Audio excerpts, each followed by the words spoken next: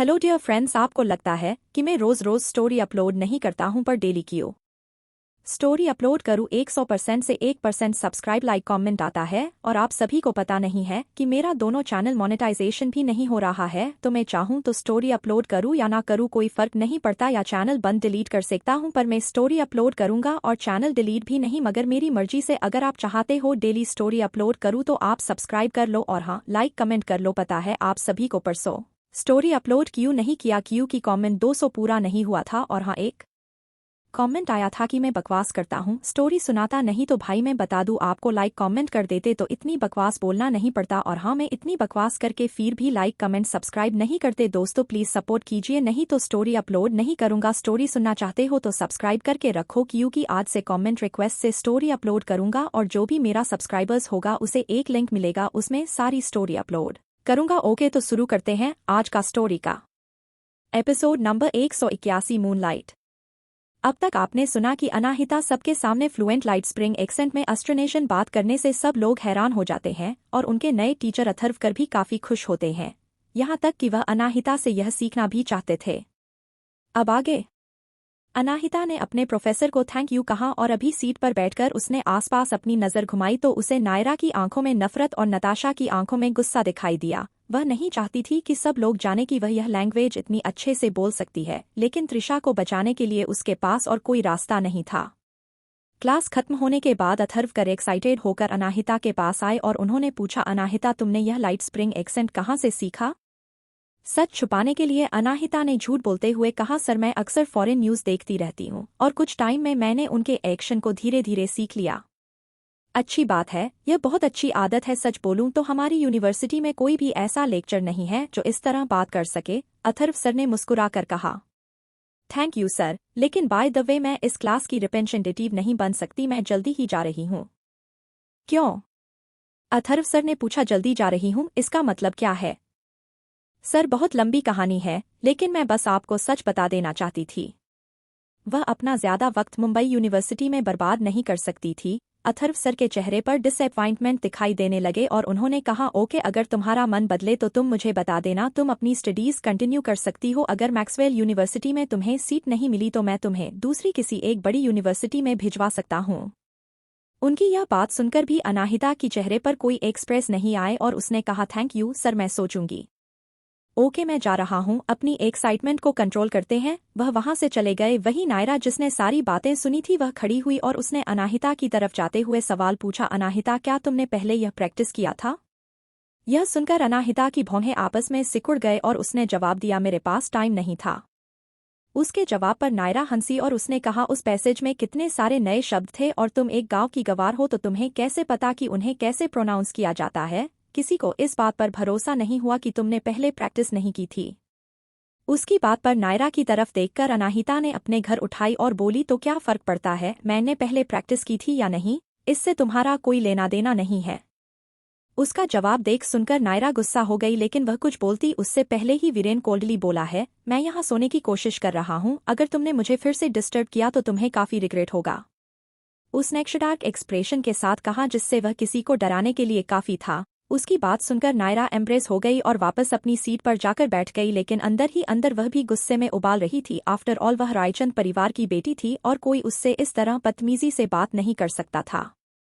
वह इस वक्त उन गुंडों को गालियां दे रही थी जो कल रात वीरेन को अच्छा सबक नहीं सीख पाए। अगर वह लोग कामयाब हो गए होते तो इन लोगों का चेहरा उसे नहीं देखना पड़ा होता, लेकिन उसे ठान लिया कि वह अनाहिता के साथ स्क्रीन को भी सबक सिखाएगी ताकि वह अगली बार उससे इस तरह बात ना करें। जब वह अपने ही ख्यालों में थी तो उसने यह नोटिस नहीं किया कि उसके क्लासमेट उसे काफी अजीब तरीके से देख रहे हैं। उन्होंने अपनी आंखों से देखा था कि कैसे नायरा बार बार अनाहिता को परेशान करती है, जिसे वह लोग समझ गए कि वह सिर्फ उसे जलन की वजह से उसे परेशान कर रही है और इसलिए उन सब में नायरा से दूरी बनाने का फैसला कर दिया। जब नताशा ने सबको इस तरह नायरा को देखते हुए पाया तो वह समझ गई और उसे खुशी भी हुई कि वह अनाहिता से सवाल करने नहीं गई, वरना उसे भी वीरेन इसी तरह डांटता। उसने हमें आंखें बंद कर ली और आराम करने लगी, लेकिन उसके दिमाग में एक ही सवाल चल रहा था कि अनाहिता की एस्ट्रोनेशन इतनी अच्छी कैसे हो सकती है। उसने अभी अभी कहा कि वह जल्दी ही क्लास छोड़कर चली जाएगी, जिसके साथ मतलब है कि उसे पूरा भरोसा है कि वह मंथली एग्जाम्स में टॉप 20 में नहीं आ सकती, उसे सिर्फ उसी दिन का इंतजार करना होगा। वहीं दूसरी तरफ अथर्व जल्दी जल्दी स्टाफ रूम की तरफ बढ़ रहे थे। शेखर, शेखर कहाँ है? अथर्व सर शेखर को चारों तरफ ढूंढ कर थक गए थे। ठीक उसी वक्त शेखर वॉशरूम से बाहर आया। जैसे ही अथर्व सर ने शेखर को देखा, वह जल्दी से उसके पास गए और उन्होंने एक्साइटेड होकर कहा, शेखर, फाइनली तुम मिल गए। क्या बात है? शेखर ने सख्त एक्सप्रेशन के साथ पूछा। भले ही वह उससे बड़े थे, मगर वह कुछ खास रिस्पेक्ट दिखता नहीं था। वह कल पूरी रात क्लास प्रिपेयर करने के लिए जगा हुआ था और अनाहिता के सॉल्व किए हुए सवालों को भी देख रहा था, और उसे दूसरों को यह नहीं बताना था कि वह अनाहिता का मुकाबला नहीं कर सकता। आफ्टर ऑल वह एक टीचर था और उसका स्टूडेंट उससे भी ज्यादा स्मार्ट कैसे हो सकता है, और वह स्टूडेंट जिसका बिहेवियर क्लास में बिल्कुल अच्छा नहीं है। अथर्व सर ने उसकी बातें और एक्सप्रेशन पर ज्यादा ध्यान नहीं दिया और कहा, शेखर, तुमने मुझे बताया क्यों नहीं कि तुम्हारे क्लास में अनाहिता जैसी भी स्टूडेंट है? अनाहिता का नाम सुनते ही शेखर की भौहें आपस में सिकुड़ गई और उसे लगाकर अनाहिता ने फिर से कोई प्रॉब्लम की है। इस वक्त स्टाफ रूम में बहुत सारे प्रोफेसर थे, इसलिए उसने जल्दी से अथर्व को आगे बोलने से रोकते हुए कहा, अथर्व सर, प्लीज कहीं और जाकर बात करते हैं, मैं दूसरे टीचर्स को डिस्टर्ब नहीं करना चाहता। शेखर को मैक्सवेल यूनिवर्सिटी से यहाँ ट्रांसफर किया गया था, इसलिए उसे हमेशा ही लगता था कि वह यहाँ के बाकी टीचर से काफी अच्छा है, इसलिए वह सबको यह नहीं पता चलने देना चाहता था उसकी क्लास में अनाहिता जैसे भी कोई स्टूडेंट है। इट्स ओके, सब तुम्हें और मुझे बहुत अच्छे से जानते हैं, मुझे पक्का यकीन है उन्हें कोई प्रॉब्लम नहीं होगी। एनीवे, मैं तुम्हें बताना चाहता था कि अनाहिता तो। अथर्व सर अपनी बात खत्म कर पाते उससे पहले ही शेखर उन्हें खींचते हुए बाहर ले जाने लगा, तो अथर्व सर ने कंफ्यूजन में पूछा, शेखर, क्या कर रहे हो तुम? बाहर ले जाकर शेखर ने माफी मांगते हुए कहा, सर, मेरे क्लास में अनाहिता जैसे 2-3 स्टूडेंट है, मुझे उम्मीद है कि आप किसी को कुछ नहीं बताएंगे, वह लोग जल्दी ही चलेगी जाएंगे। यह सुनकर अथर्व सर और कंफ्यूज हो गए और उन्होंने पूछा, वह लोग क्यों जा रहे हैं, और तुम्हारा क्या मतलब है कि दोस्त, क्या तुम्हें हमारी क्लास में अनाहिता जैसे कुछ और स्टूडेंट भी है? कितने सारे? तभी शेखर ने जवाब दिया, हाँ सर, मैंने उन्हें टाइम दिया है कि अगर वह मंथली एग्जाम में टॉप 20 में नहीं आते तो उन्हें जाना होगा, और आप चिंता मत कीजिए, वह एग्जाम इतना भी आसान नहीं होगा, मैं अनाहिता और बाकी को यहाँ रहने नहीं दूंगा। तब जाकर अथर्व सर को समझ में आया कि वह और शेखर दो अलग अलग बातों पर बात कर रहे हैं। थोड़ी सी हिचकिचाहट के बाद उन्होंने कहा, शेखर, मुझे समझ नहीं आया, तुम क्यों अनाहिता को क्लास से बाहर निकलना चाहते हो? वह तो कितनी एक्सीलेंट स्टूडेंट है। बिना अथर्व सर की बात सुनो शेखर आगे बोला, हाँ, वह बुरी स्टूडेंट है ऑफ कोर्स। लेकिन वह अपनी बात बीच में रुक गया और अथर्व सर की तरफ देखते हुए उसने शौक में पूछा, वेट, क्या कहा आपने, एक्सीलेंट?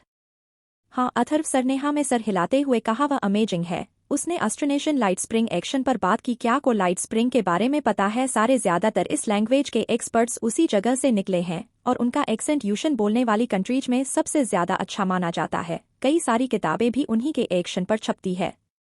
यह सुनते ही है और उसे अथर्व सर की बात पर बिल्कुल भरोसा नहीं हुआ और उसने कहा, सर, आप मेरे साथ मजाक कर रहे हैं ना? अनाहिता, क्या आपको पता है कि वह कैसे मेरी क्लास में आई है? नहीं, मुझे नहीं पता, शेखर ने जवाब दिया। उसने यहाँ आने के लिए पैसे का इस्तेमाल किया है। मुझे उसके जैसे स्टूडेंट से नफरत है। क्या आपको सचमुच यकीन है कि वह इतनी अच्छी स्टूडेंट है? शेखर की बात सुनकर अथर्व सर भी हैरान हो गए, लेकिन थोड़ी देर बाद उन्होंने कहा, भले ही उसने पैसे देकर आपकी क्लास में एंट्री ली है, मगर इसका मतलब यह नहीं कि वह बुरी स्टूडेंट है। एटलीस्ट उसकी अस्ट्रोनेशन तो मुझसे भी अच्छी है। अगर आपको भरोसा नहीं है तो आपको चेक कर सकते हैं।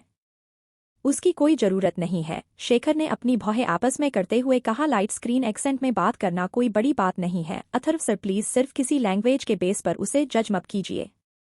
ऐसी बात नहीं है, मगर मैं कितने सालों तक उसे देश में रहा हूँ, मुझे लाइट स्प्रिंग एक्शन के बारे में पता है। तुम?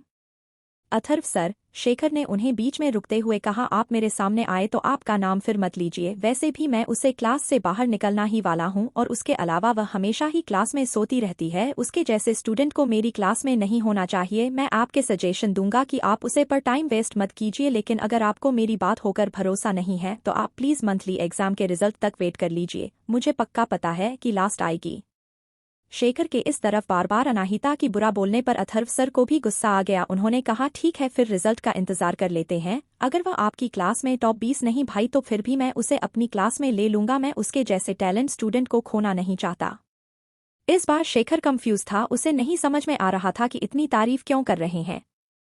एरोगेंट लोग में कहा, यह आपके ऊपर है, बाद में मत पछताएगा। उसके लिए अनाहिता एक वायरस की तरह थी जिसके इन्फ्लुएंस में आकर बाकी बच्चे भी बिगड़ जाएंगे। उनकी बातचीत काफी बुरे ढंग से खत्म हुई और अथर्व सर काफी गुस्से में वहां से चले गए। शेखर ने उसे तरफ देखा जहां अथर्व सर गए थे और अनाहिता के लिए उसकी नफरत और बढ़ गई। उसने मन ही मन मान लिया कि अनाहिता ने लाइट स्प्रिंग एक्शन सिर्फ अथर्व सर को खुश करने के लिए सीखी है, क्योंकि वह मुंबई यूनिवर्सिटी के एस्ट्रोनॉमी के बेस्ट प्रोफेसर है। वह उसकी क्लास में ध्यान नहीं देती और दूसरे प्रोफेसर को खुश करने के लिए चीज सीख रही है। लेकिन कुछ भी हो, अथर्व सर की बातों ने शेखर के मन में अनाहिता के लिए क्यूरियोसिटी पैदा कर दी थी। वह वापस अपने डेस्क पर जाकर अनाहिता की प्रोफाइल देखने लगा, जिसमें लिखा था कि अनाहिता एक गवर्नमेंट स्कूल और गवर्नमेंट कॉलेज से अपना ग्रेजुएशन पूरा किया था। उसमें एग्जाम के रिजल्ट्स भी थे, मगर तब तक शेखर का पूरा इंटरेस्ट खत्म हो गया और उसने बिना ज्यादा देखे वह पेज बंद कर दिया। अथर्व सर की बातों से उसे लगा कि अनाहिता एक अच्छी स्टूडेंट हो सकती है, मगर उसकी प्रोफाइल देखने के बाद उसने अपना मन बदल दिया। ठीक उसी वक्त उसे एक लड़की की आवाज सुनाई थी। उसने हल्के से हाँ में सस हिलाते हुए पूछा, क्या कोई काम था? सामने त्रिशा खड़ी थी। उसे बात करने में बिल्कुल डरती थी, इसलिए उसने पहले से ही अपनी बात चिट्ठी में लिख दी थी जो उसने शेखर को दे दी। यह क्या है? शेखर ने वह पेपर लिया जिसमें एक पियानो सॉन्ग लिखा था जिसका नाम था मूनलाइट। मूनलाइट सबसे फेमस 16वीं सेंचुरी का पियानो सॉन्ग था और सबसे मुश्किल भी। कितने अच्छे पियानो, उसे पियानिस्ट भी इस पीस को बहुत मुश्किल से बजा पाए थे। यहाँ तक कि मुंबई यूनिवर्सिटी का म्यूजिक टीचर भी से अच्छे से नहीं बाजा पाता था और अभी के सबसे अच्छे पियानिस्ट रॉबर्ट्स ने इसी चीज को लाइव परफॉर्म किया था, जिसकी वजह से वह काफी फेमस हुआ था। लेकिन इसी मुश्किल की वजह से कोई भी इंडिया में से परफॉर्म करने की हिम्मत नहीं करता था। आगे कहानी में क्या होगा जाने के लिए सुनते रहिए mystery girl and a rude hero, और कमेंट वाला जरूर कीजिए से हमें प्रोत्साहन मिले। धन्यवाद। Episode 182 divorce. अब तक आपने सुना कि अथर्व सर और शेखर के बीच में अनाहिता को लेकर बहस हो जाती है। ठीक उसी वक्त त्रिशा जाकर शेखर को अपनी परफॉर्मेंस के बारे में बताती है। अब आगे। आज सुबह ही नताशा ने उसे बताया था कि वह कौन सा पीस परफॉर्म करने वाली है, और वह एक फेमस पियानो पीस था 16 सेंचुरी से जिसका नाम था रिबोरन। भले ही वह भी उतना ही डिफिकल्ट था, मगर उसका कंपैरिजन मूनलाइट से बिल्कुल नहीं किया जा सकता था। वह नताशा की बात सुनकर ही शॉक हो गया था, लेकिन उसने बिल्कुल उम्मीद नहीं की थी कि त्रिशा उससे भी बड़ा शॉक उसे देगी। वह अपनी एक्साइटमेंट को कंट्रोल नहीं कर पाया और उसने फिर से कंफर्म करने के लिए पूछा, क्या तुम मूनलाइट परफॉर्म करने वाली हो? क्या तुम्हें पता है ऐसे इसे कैसे किया जाता है? त्रिशा को पियानो म्यूजिक के बारे में ज्यादा कुछ नहीं पता था और फिर उसने ना में सर हिलाकर हिचकिचाते हुए कहा, सर मैं नहीं करने वाली, अनाहिता करने वाली है। वह स्टेज पर जाकर मूनलाइट परफॉर्म करेंगी। अनाहिता का नाम सुनते ही शेखर की भौहें आपस में सिकुड़ गई। जब वह थोड़ी देर पहले अनाहिता की इन्फॉर्मेशन चेक कर रहा था तब उसे पता चला था कि अनाहिता गांव में पाली बड़ी है, ना कि नताशा की तरह एक अच्छे और बड़े अमीर परिवार में। वह गरीब लोगों को नीचा नहीं देखता था। इनफैक्ट उसकी क्लास में भी बहुत सारे ऐसे स्टूडेंट्स थे जो गरीब परिवारों से थे, लेकिन उसकी चिंता यह थी कि क्या अनाहिता पियानो बजा पाएगी। क्या उसने पहले कभी पियानो छुआ भी है? और क्या वह सबसे मुश्किल पियानो पीस मूनलाइट बजा पाएगी? यह बात थोड़ी अनबिलीवेबल लग रही थी, लेकिन उसने यह बात तो कभी नहीं सुनी थी कि मूनलाइट या फिर कोई भी पियानो पीस दो लोग बजाते हैं। थोड़ी देर हिचकिचाहट के बाद उसने पूछा, तुम दोनों ही सॉन्ग ही परफॉर्म करोगे? ऐसा नहीं हो सकता है, और अनाहिता पर मैं अपना भरोसा भी नहीं कर सकता, इसलिए मुझे उम्मीद है कि तुम मुझसे दूरी बनाकर रखोगी। अनाहिता की बेइज्जती सुनते ही त्रिशा तुरंत बोले, सर वह बहुत अच्छी है और उसके अलावा हम दोनों ही पियानो नहीं बजने वाले हैं। एक इंसान सैंड पेंटिंग करूंगा। Sand painting? यह सुनकर शेखर ने एक आईब्रो उठाकर उसे देखा। क्या अनाहिता गांव में पाली बड़ी होने की वजह से स्टैंड पेंटिंग करेगी? त्रिशा को डर था कि शेखर मानेगा नहीं, इसलिए उसने रिक्वेस्ट करते हुए कहा, सर प्लीज मैं अकेले नहीं कर पाऊंगी। शेखर ने देखा कि त्रिशा ऑलमोस्ट रोने वाली है तो उसने फ्रस्ट्रेशन में अपना सर मसलते हुए कहा, ठीक है तुम्हारे ऊपर है, लेकिन परफॉर्मेंस से ज्यादा तुम्हें अपनी पढ़ाई पर ध्यान देना होगा। इन सब एक्टिविटीज में ज्यादा ध्यान मत लगाओ। शेखर की बात सुनते ही त्रिशा की आंखों में चमक आ गई और वह उसे थैंक यू बोलकर अपने क्लास में वापस चले गई। त्रिशा के जाते ही डिसअपॉइंटमेंट में शेखर ने ना में सर हिला दिया। उसे भरोसा नहीं था कि त्रिशा मूनलाइट परफॉर्म कर पाएगी, लेकिन कोई फर्क नहीं पड़ता, नताशा रिबॉर्न परफॉर्म कर रही है तो उससे अच्छा कोई बात नहीं। दूसरे शब्दों में कहा जाए तो शेखर को पूरा भरोसा था कि अनीता और त्रिशा एक साथ होने पर भी नताशा से अच्छा नहीं कर पाएंगे, इसलिए वह वहां से अपनी अगली क्लास के लिए जाने लगा। वहीं दूसरी तरफ शनाया के घर पर विकी अभी अभी इस साइकाइट्रिक हॉस्पिटल से शनाया से मिलकर वापस आया था। वह जानबूझकर शनाया से थोड़े पैसे मांगने गया था, लेकिन जैसे ही शनाया ने उसके मुंह से पैसों का जिक्र सुना पागल हो गई और चिल्लाने लगी, इसलिए आखिर में उसे वहां से भागना पड़ा। उसने अपनी सर के पीछे वाला हिस्सा हुआ जहां के बाल शनाया ने गुस्से में चिल्लाते हुए उखाड़ लिए थे। वह अरोड़ा मेंशन के अंदर आया तो सामने ही काउच पर बैठे हुए आदर्श जी ने विकी को देखकर गुस्से में पूछा, शनाया कैसी है? विकी ने ना में सर हिलाया। वह आदर्श जी के डार्क एक्सप्रेशन देखकर डर गया था। वह यह बात कन्फेस नहीं करना चाहता था कि उसके पैसे का जिक्र करने से पहले बिल्कुल ठीक थी, लेकिन जैसे उसने कहा कि उसे कुछ पैसे चाहिए, वह बिल्कुल पागल हो गई और उसे मारने पीटने लगी, जिसके कारण आखिर में डॉक्टर को उसे बेहोशी का इंजेक्शन देना पड़ा। उसने थूक निगलते हुए कहा, पहले की तरह ही है, मैंने देखा डॉक्टर ने उसे बेहोशी का इंजेक्शन दिया।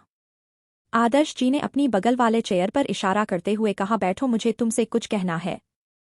यह सुनकर विकी के दिल की धड़कन बढ़ गई। क्या आदर्श जी को पता चल गया कि उसकी वजह से ही शनाया आउट ऑफ कंट्रोल हुई थी? आदर्श जी ने जैसे ही इशारा किया, मदन जो उनका स्पेशल बटलर था, वह आपके हाथ में एक पैकेज लेकर आया और चेयर के सामने टेबल पर रख दिया। आदर्श जी ने वह पैकेज विकी को देते हुए कहा, अपने आप देख लो। विकी ने डरते डरते उसे पैकेज को खोला और उसके अंदर क्या है यह देखते ही उसका चेहरा पीला पड़ गया। उसे पैकेज के अंदर डाइवोर्स पेपर थे। उस डाइवोर्स पेपर के साथ एक चेक भी था। उसने उस चेक के अमाउंट को देखा भी नहीं क्योंकि उसे सिर्फ शनाया चाहिए थी। मिस्टर अरोड़ा, विकी ने जल्दी से सवाल पूछा, क्या गलती हुई मुझसे? मुझे बताइए, मैं सही कर दूंगा। सख्त एक्सप्रेशन के साथ आदर्श जी ने ना में सर हिलाते हुए कहा, तुमने कुछ भी गलत नहीं किया है, लेकिन हम दोनों ही जानते हैं कि शनाया तुम्हें पसंद नहीं कर सकती। उस वक्त तुम दोनों की शादी करवाने के अलावा मेरे पास और कोई रास्ता नहीं था, लेकिन अब टाइम आ गया है सब कुछ फिक्स करने का। आदर्श जी को अब एहसास हो गया था कि उनकी बेटी उनके लिए उनकी रिपुटेशन से भी ज्यादा जरूरी है, और शनाया के सेक्रेटेरिएट हॉस्पिटल में भर्ती होने का सबसे बड़ा कारण था उसका विकी से शादी। अब आदर्श जी अपनी बेटी को पहले की तरह नॉर्मल और घर वापस लाने के लिए कुछ भी करने को तैयार थे, और उन्होंने सबसे अच्छा तरीका यही ढूंढा है कि वह भी किसी तरह उनका तलाक करवा देंगे। एक बार उन्होंने ट्राई करके देख लिया है, और डिवोर्स हो जाने के बाद कोई कुछ नहीं कहेगा। बिल्कुल नहीं। विकी ने जल्दी से आदर्श जी का हाथ टाइटली पकड़कर कहा, मिस्टर अरोड़ा, प्रॉमिस करता हूं कि मैं उसकी पूरी जिंदगी उसका ख्याल रखूंगा। भले ही वह ठीक नहीं हुई, मगर फिर भी मैं उसे छोड़ूंगा नहीं। मैं उससे बहुत प्यार करता हूं, प्लीज हमें अलग मत कीजिए। उसकी बातें सुनकर आदर्श जी की भौहें आपस में सिकुड़ गई और उन्होंने अपना हाथ छोड़ाते हुए कहा, विकी, तुम्हें समझ में नहीं आती है। शनाया पागल हुई क्योंकि उसकी शादी मैंने तुमसे करवा दी। मैं नहीं तुम दोनों को अलग करना चाहता, लेकिन वह तुम्हें कभी दिल से अपना नहीं पा रही है, इसलिए अलग हो जाना ठीक है। विकी ने कांपते हुए होठों से कहा, अगर मैंने उसे खो दिया तो मैं भी पागल हो जाऊंगा। आदर्श जी ने उसे घुरा और कहा, एक आदमी होकर तुम ऐसी बातें कैसे कर सकते हो? चिंता मत करो, जितना तुम अपने आप को कमजोर समझ रहे हो उतने कमजोर नहीं हो। जब विकी ने देखा कि आदर्श जी काफी डिटरमेंट है, तो उसने अपने लिप्स बाइट करते हुए कहा, लेकिन आप पब्लिक के सामने कैसे एक्सप्लेन करेंगे? क्या आपको डर नहीं है कि इस बारे में अफवाह फैलेगी? क्या आपको अपनी फैमिली रेपुटेशन की चिंता नहीं है? यह सुनकर आदर्श जी भौहें आपस में और सिकुड़ गई। ऑफ कोर्स उन्हें अपनी फैमिली रिपोर्टेशन की चिंता थी, लेकिन अपनी बेटी से ज्यादा नहीं। उन्होंने ना में सर हिलाते हुए कहा, बस बहुत हो गया। हम दोनों जानते हैं कि यह सब मजबूरी में हुआ था। कोई फर्क नहीं पड़ता कि लोग क्या कहेंगे। उस दिन शनाया नशे में थी, इसलिए तुम दोनों के बीच में सब हो गया, और आजकल के लिए यंग लड़कों लड़कियों के लिए सब नॉर्मल बात है। मुझे पूरा भरोसा है कि लोग इस बारे में जल्दी ही भूल जाएंगे, और हो सकता है वह लोग अब तक भूल भी गए हो। कोई भी ज्यादा दिनों तक दूसरे के फैमिली मैटर्स में इन्वॉल्व नहीं होता। विकी को ऐसा लग रहा था जैसे कोई उसके दिल में चाकू मार रहा हो। वह घुटनों के बाल जमीन पर बैठ गया और उसकी आंखों से आंसू निकलने लगे। आदर्श जी उसको ऐसे नहीं देख सकते थे। आफ्टर ऑल उन्होंने विकी को बचपन से ही पाल पोसा था। उन्होंने गहरी सांस छोड़ी और बोले, इस पैकेज के साथ एक चेक भी है जो तुम्हारी पूरी जिंदगी आराम से बिताने के लिए काफी होगा, और फ्यूचर में अगर तुम्हें किसी भी चीज की जरूरत होगी तो मैं जरूर मदद करूंगा, लेकिन सिर्फ एक शर्त पर कि तुम्हें डिवोर्स देना होगा। मिस्टर अरोड़ा, विकी ने डेस्परेट होकर चिल्लाते हुए कहा, यह बिल्कुल अनफेयर है मेरे साथ। यह सुनते ही आदर्श जी के एक्सप्रेशन डार्क हो गए और उन्होंने कहा, मेरे सब्र का इम्तिहान मत लो। इसमें तुम्हारी गलती है, मगर फिर भी मैं तुम्हें ब्लेम नहीं कर रहा हूँ, और कोई दूसरा इंसान होता तो अब तक तुमसे छुटकारा पा चुका होता। मैं भी तुम्हें इसलिए माफ कर रहा हूँ क्योंकि हमारे बीच में फैमिली रिलेशन है। आदर्श जी के साथ एक्सप्रेशन देखकर विकी समझ गया कि वह कुछ भी क्यों न कहे, उनका फैसला नहीं बदलने वाला है। उसकी जिंदगी भर का सपना सिर्फ एक हफ्ते में खत्म होने वाला है। नहीं, वह यह बर्दाश्त नहीं कर सकता। अपनी आंखों में आंसू लाते हैं उसने इमोशनली पूछा, क्या आपको लगता है कि शनाया के लिए अच्छा नहीं हूँ? तो मैं कसम खाता हूँ मैं बहुत मेहनत करूंगा और बहुत अच्छा इंसान बन जाऊंगा। प्लीज मुझे एक और मौका दीजिए, मुझे सिर्फ 3 नहीं, मुझे सिर्फ 1 साल दे दीजिए अपने आप को प्रूव करने के लिए। 1 साल बाद आप डिसाइड कर लीजिएगा कि डाइवोर्स होना चाहिए या नहीं। किसे पता कि शायद शनाया इस साल में मुझे एक्सेप्ट कर ले। क्या यह ठीक रहेगा? इस बार आदर्श जी का दिल भी विकी की सिंसेरिटी देखकर पिघल गया। सारे मामले को साइड में रखते हुए सोचा जाए तो विकी शनाया से बहुत प्यार करता था। वह काफी देर तक चुप रहे, फिर उन्होंने कहा, ठीक है, फिर मैं तुम्हें और 3 महीने देता हूँ। अगर इन 3 महीना में भी शनाया ने तुम्हें एक्सेप्ट नहीं किया और ना ही तुम्हें कोई इम्प्रूवमेंट देखी तो तुम्हें डाइवोर्स पेपर पर साइन करने होंगे। अगर 3 महीने बाद भी डाइवोर्स हुआ तो भी अफवाहेंगी। आफ्टर ऑल उनकी शादी 3 महीना में ही जो खत्म हो जाएगी, लेकिन 1 हफ्ते से तो बेहतर ही रहेगा। वही आदर्श जी की बात सुनकर विक्की ने एक राहत की सांस ली और उन्हें देखकर कहा, thank you sir, thank you so much. मुझे थैंक यू करने की कोई जरूरत नहीं है, बस शनाया के साथ रहो और यह देखो कि वह जल्दी ठीक हो जाए, तब जाकर हमारी फैमिली कंप्लीट होगी। विकी ने जल्दी से हाँ में सर हिलाते हुए कहा, मैं समझ गया, मैं उसे रिकवर करने में पूरी मदद करूंगा। आदर्श जी को अब खाना खाने का बिल्कुल मूड नहीं था, इसलिए वह ऊपर अपने स्टडी रूम में चले गए और उनका बटलर मदन वह पैकेज में उनके साथ ऊपर चला गया। स्टडी रूम में पहुंचते ही मदन खुद को रोक नहीं पाया और उसने पूछा, सर आपने उसे लड़के को शनाया मिस के साथ 3 महीने और क्यों बांधे रखने का फैसला किया? सब जानते हैं कि उनके मन में इस लड़के के लिए कोई फीलिंग्स नहीं है। अगर यह लड़का नहीं होता तो वह ऐसी हालत में कभी पहुंचने भी नहीं। आदर्श जी ने अपना सर नीचे किया और बोले, मेरी सिर्फ एक ही बेटी है, कोई बेटा नहीं है, और उसके अलावा तुमने देखा ना, वह शनाया को लेकर काफी सिंसियर है। अगर मैंने उससे कहा कि वह घर जमाई बन जाए, अपना सरनेम चेंज कर ले, तो भी वह मन नहीं करेगा।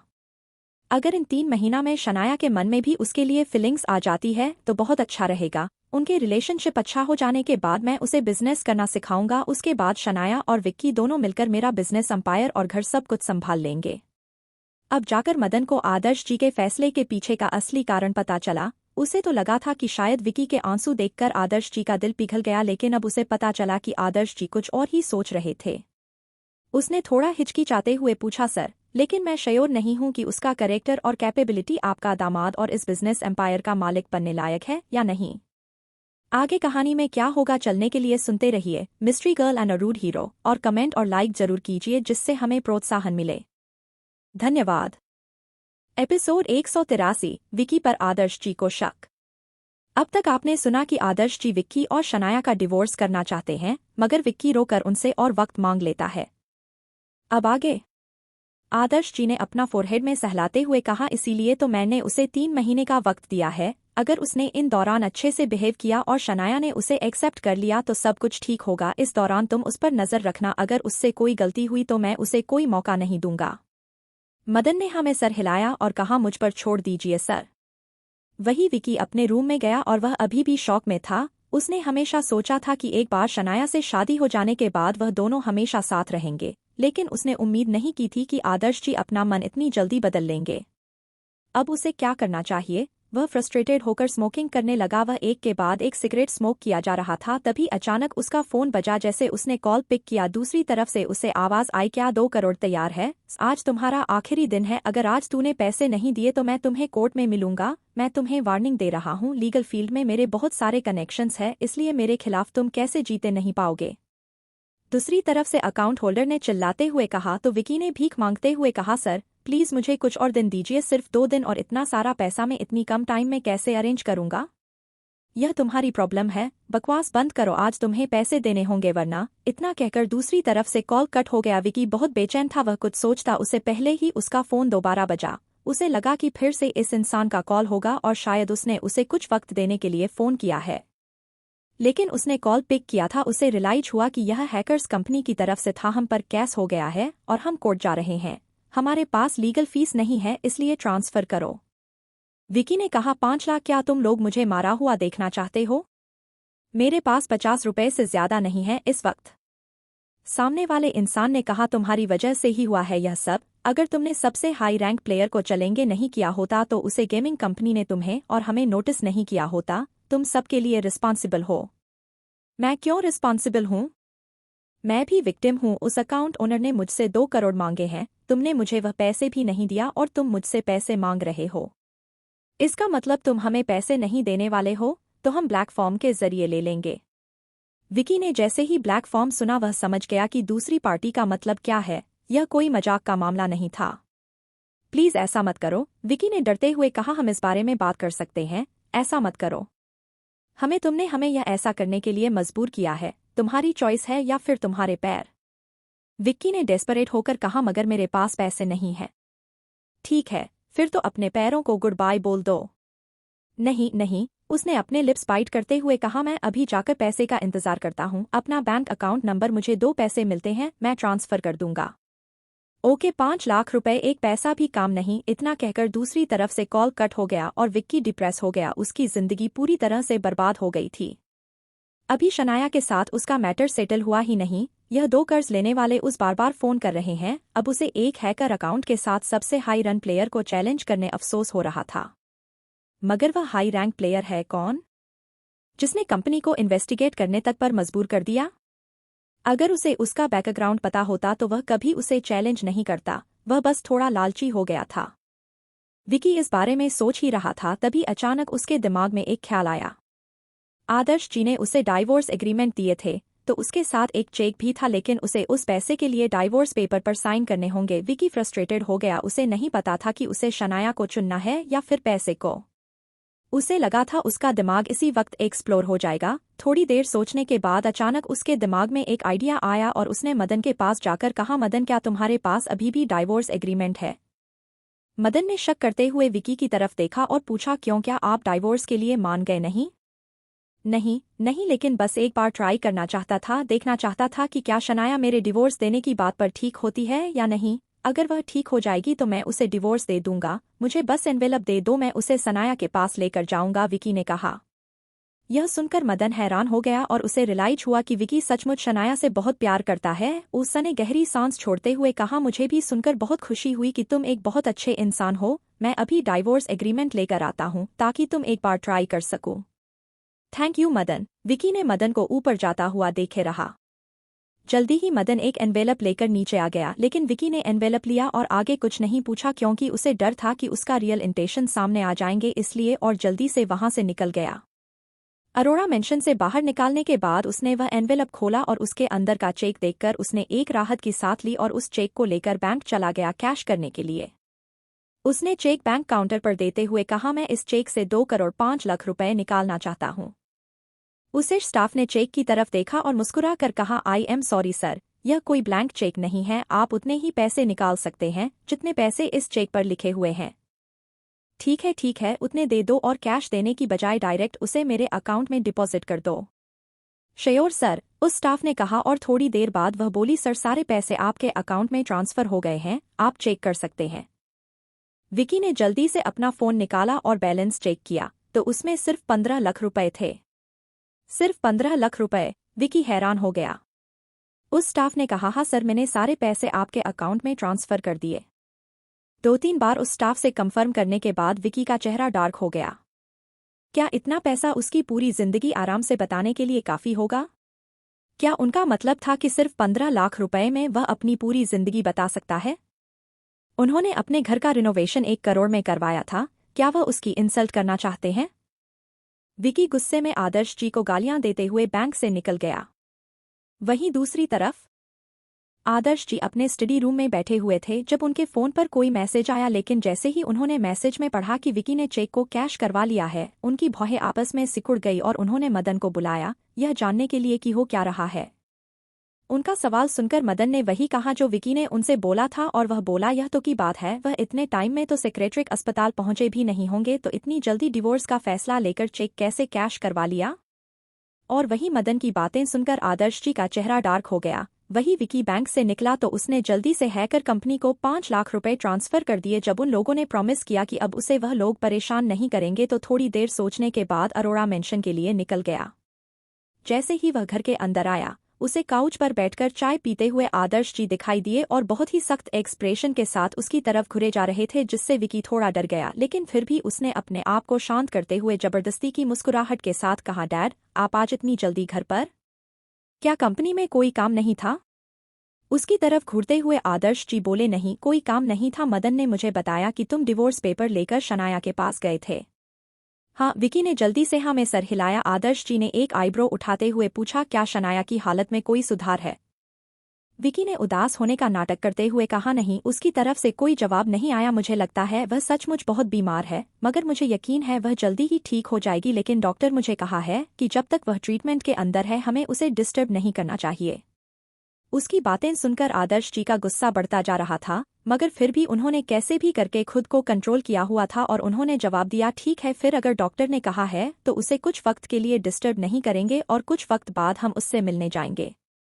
ऑल राइट डैड, मैं ऊपर जा रहा हूँ, काफी थक गया हूँ तो आराम करूंगा। ठीक है, आदर्श जी ने बिना एक्सप्रेशन की कहा।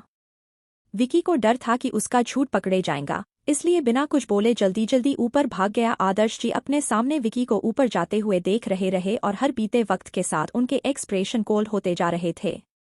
ठीक उसी वक्त मदन वहां आया और उन्होंने धीमी आवाज में पूछा, क्या तुमने ठीक से इन्वेस्टिगेट कर लिया?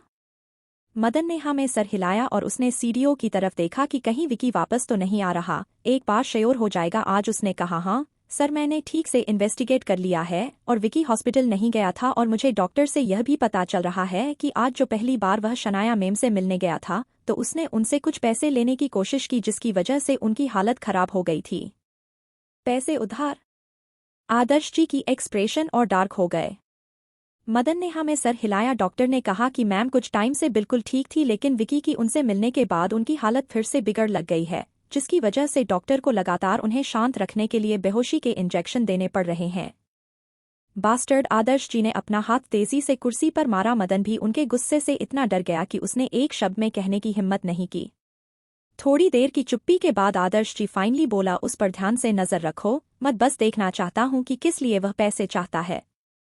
सर, आप उसे घर से बाहर क्यों निकाल देते थे? इस चेक इंसिडेंट के बाद आप ऑलरेडी जान गए हैं कि वह। मैं बस यह जानना चाहता हूं कि वह क्या करने की कोशिश कर रहा है। सब कुछ देख लेने के बाद उसे कैसे डील करनी है मैं डिसाइड करूंगा। मदन ने हाँ में सर हिला दिया। ठीक है सर, मैं अभी घर के सारे सीसीटीवी कैमरा ऑन कर देता हूं। ओके जाओ। आदर्श जी अपना माथा मसला रहे थे। उन्होंने अपने दामाद को आखिरी मौका दिया था, मगर विकी उसके लायक नहीं है। जब शाम को विकी ने देखा कि आदर्श जी घर से चले गए तो वह जल्दी से एक मोटा सा जैकेट जिसमें कई सारी पॉकेट थे उसे पहनकर घर में आसपास घूमने लगा। आधे घंटे बाद वह एक बैकपैक लेकर घर से निकलने लगा, लेकिन जैसे ही मैं दरवाजे पर पहुंचा उसे अपने पीछे से मदन की आवाज सुनाई थी, मिस्टर मल्होत्रा, कहाँ जा रहे हैं आप? आगे कहानी में क्या होगा जानने के लिए सुनते रहिए mystery girl and a rude hero, और कब इंटरनेट जरूर कीजिए जिससे हमें प्रोत्साहन मिले। धन्यवाद। एपिसोड 184। विकी हुआ डाइवोर्स देने के लिए तैयार। अब तक आपने सुना कि विकी अपने कर्जदारों से छुटकारा पाने के लिए आदर्श जी का दिया हुआ चेक कैश कर लेता है, जिसके बारे में आदर्श जी को पता चल जाता है। अब आगे। मदन की आवाज सुनते ही विकी अपनी जगह पर जम गया। उसने धीरे से पीछे मुड़कर एक नकली हंसी हंसते हुए कहा, मैं बस लाइब्रेरी जा रहा था। मैं सोच रहा था कि शनाया के बराबर पहुंचने के लिए मैं अपनी पढ़ाई आगे जारी रखूं। ऐसी बात है, मदन ने मुस्कुरा कर कहा, अपने आप को ज्यादा मत थकाइएगा और ज्यादा देर बाहर मत रहेगा। ऑल राइट, विकी ने नकली मुस्कुराहट के साथ कहा और जल्दी से वहां से जाने लगा। जैसे ही विकी सामने की तरफ मुड़ा मदन की चेहरे की स्माइल गायब हो गई और उसका चेहरा ठंड हो गया। उसने अपना फोन निकाला और तुरंत आदर्श जी को कॉल किया। सर, आप सही कह रहे थे। आपके निकलते ही वह भी निकल गया। फोन की दूसरी तरफ आदर्श जी ने मजाक उड़ाने वाली हंसी के साथ कहा, क्या उसके पीछे कोई है? वह गलती कर रहा है, अच्छी बात है। मुझे उसका लोकेशन भेजो, मुझे देखना है कि वह क्या करने की कोशिश कर रहा है। जरूर सर, मदन ने जवाब दिया। आधे घंटे बाद विकी एक ज्वेलरी स्टोर के सामने आकर रुका। अच्छे से नजर घूमने की कोई उसे देख तो नहीं रहा। उसके बाद वह अंदर गया। जैसे ही स्टोर की ओनर ने उसे देखा उसने अपने चश्मे ठीक करके पूछा, क्या आप यहाँ कुछ खरीदने या फिर कुछ गिरवी रखने आए हैं? क्या तुम ओनर हो? विक्की ने पूछा। उस आदमी ने हमें सर हिलाते हुए कहा, बिल्कुल। क्या आप यहाँ पर कुछ गिरवी रखने आए हैं? मेरे पास कुछ कीमती है। क्या तुम मुझे देखकर बता सकते हो कि उसे गिरवी रखने पर कैसे कितने पैसे मिलेंगे? विकी ने कहा और उसने अपना बैग को खोलकर उसमें से एक छेड़ का स्टैचू निकला जो उसके हाथ से भी बड़ा था। जैसे ही उसने वह स्टैचू निकाला और स्टोर ओनर ने उसे देखा वह एक्साइटेड हो गया। उसने हैरानी से पूछा, तो तुम इसे गिरवी रखना चाहते हो? विकी ने उसे आदमी के सामने वह स्टैचू रखा और बोला, देखकर बताओ कि इसकी कीमत कितनी है। उस ओनर ने एक स्पेशल लाइट में उसे स्टैचू को देखना शुरू किया और वह लगातार उसके मटेरियल, कलर और कलर रेडी के बारे में तारीफें करने लगा। विकी उसको कोई बात समझ नहीं आई, इसलिए उसने पूछा, मुझे बताओ इसकी कीमत कितनी होगी। उसका सवाल सुनकर वह स्टोर ओनर और काफी गहरी सोच में चला गया। छेड़ का एक सिंपल सा छोटा सा पीस भी करोड़ों का होता है। यह तो एक मास्टरफुल क्लास फ्रेंडशिप था। उसने अपने सर उठाकर विकी को ध्यान से देखा। विकी किसी अमीर परिवार से तो नहीं लगता था, इसलिए उसने शक करते हुए पूछा, कहाँ से मिला तुम्हें यह? मैं चोरी का सामान नहीं खरीदता। यह सुनते ही विकी डर गया और उसने थूक निकलते हुए कहा, चिंता मत करो, यह मैंने अपने घर से लिया है। मैंने यह बेच रहा हूँ क्योंकि मेरी वाइफ बीमार है और मुझे उसके इलाज के लिए बहुत पैसों की जरूरत है। मैं जल्दी ही आकर इस पैसे देकर ले जाऊंगा। लेकिन स्टोर ओनर का डाउट अभी भी क्लियर नहीं हुआ। वह पकड़ यकीन से कह सकता था कि लड़के को स्टैचू की असली कीमत का अंदाजा नहीं है, और अगर वह विकी को बेवकूफ बनाकर उसे कम दाम भी देगा तो वह मान जाएगा। इस सोच के साथ उसे आदमी ने कहा, 3 करोड़ इससे ज्यादा नहीं। भले ही इसका रंग सुंदर है मगर इसकी क्वालिटी अच्छी नहीं है। अगर तुम कहीं और से बेचना चाहोगे तो। उस आदमी की बात को बीच में रोकते हुए विकी बोला, ठीक है, फिर 3 करोड़, जल्दी से जल्दी मुझे पैसे दो। वह ओनर खुश होकर विकी को देखने लगा। वह स्टैचू को 10 करोड़ से भी ऊपर में बेचने वाला था। अगर वह कोई बेवकूफ नहीं है तो पक्का उसने यह चीज कहीं से चुराई है, लेकिन उससे क्या फर्क पड़ता है। यही इंतजार करो, मैं अपने ब्रांच ऑफिस में कॉल करके और पैसे मंगवाता हूँ और तुम्हें ट्रांसफर करता हूँ, उस स्टोर ओनर ने एक्साइटेड होकर कहा। लेकिन जैसे ही वह स्टोर से बाहर कॉल करने के लिए गया, उसे सामने से 10 से भी ज्यादा बॉडीगार्ड्स व्हाइट सूट में उसकी तरफ आते हुए दिखाई दिए। उन बॉडीगार्ड को देखकर नहीं लग रहा था कि वह यहाँ कुछ बेचने या खरीदने आए हैं। उन्होंने पूछा, क्या यहाँ आप लोग कुछ खरीदने आए हैं? वह बॉडीगार्ड जल्दी से 2 लाइन में बैठकर खड़े हो गए और उनके पीछे से एक मिडिल एज इंसान चलते हुए सामने आए। वह इंसान को वह स्टोर ओनर जानता था। उस इंसान को देखते हैं उसने हैरानी से कहा, मिस्टर अरोड़ा। आदर्श जी ने उसे ओनर को देखा और बिना किसी इमोशंस के बोले, मेरी एक कीमती चीज किसी ने मेरे घर से चोरी कर ली है। मैं बस उसे पकड़ने आया हूँ, हमारे रास्ते में मत आओ। वह स्टोर होना थोड़ा सा हिचकिचाया और तभी अचानक उसे उस जेड स्टेचू का ख्याल आया। भगवान का शुक्र था कि उसने पैसे विक्की को नहीं दिए। उसने आदर्श जी को स्टोर की तरफ इशारा करते हुए बोला, एक्चुअली शायद आप जिसे ढूंढ रहे हैं वह अंदर ही है, आप जाकर देख लीजिए। आदर्श जी उसके साइड से होकर अंदर जाने लगे। वही अंदर विकी बेचैनी से इंतजार कर रहा था। उसके पास वक्त नहीं था, उसे जल्दी से जल्दी पैसे देने थे। ठीक उसी वक्त उसने दरवाजा खोलने की आवाज सुनी तो पीछे मुड़कर देखते हुए कहा, क्या तुम मुझे ट्रांसफर? इतना कहते कहते वह रुक गया क्योंकि उसे सामने से आदर्श जी आते हुए दिखाई दिए। उसने कुछ कदम पीछे ले लिए और उसका चेहरा डर के मारे पीला पड़ गया, ऐसे जैसे उसने भूत देख लिया हो। उसने हैरानी से पूछा, आप यहाँ क्या कर रहे हैं? क्या तुम्हें ट्रांसफर करना है? आदर्श जी ने सवाल पूछा जबकि वह आंसर जानते थे। उनकी जल्दी से साइड जाता और उसने उसे जेड स्टैचू को छुपाते हुए कहा, मैं यहाँ कुछ देखने आया था कि शनाया की पसंद का कुछ मिलता है या नहीं। मैं उसे सरप्राइज देना चाहता था। सरप्राइज या फिर स्केयर? उनकी सुनते ही विकी के माथे से पसीना बहने लगा तो आदर्श आगे बोले, क्या तुम्हें पता है कि उस स्टैचू की कीमत कितनी है और क्या तुम उसे ही बेचकर शनाया के लिए गिफ्ट लेना चाहते थे? पलक झपकते ही विकी का चेहरा पीला पड़ गया। उन्हें पता चल चुका है।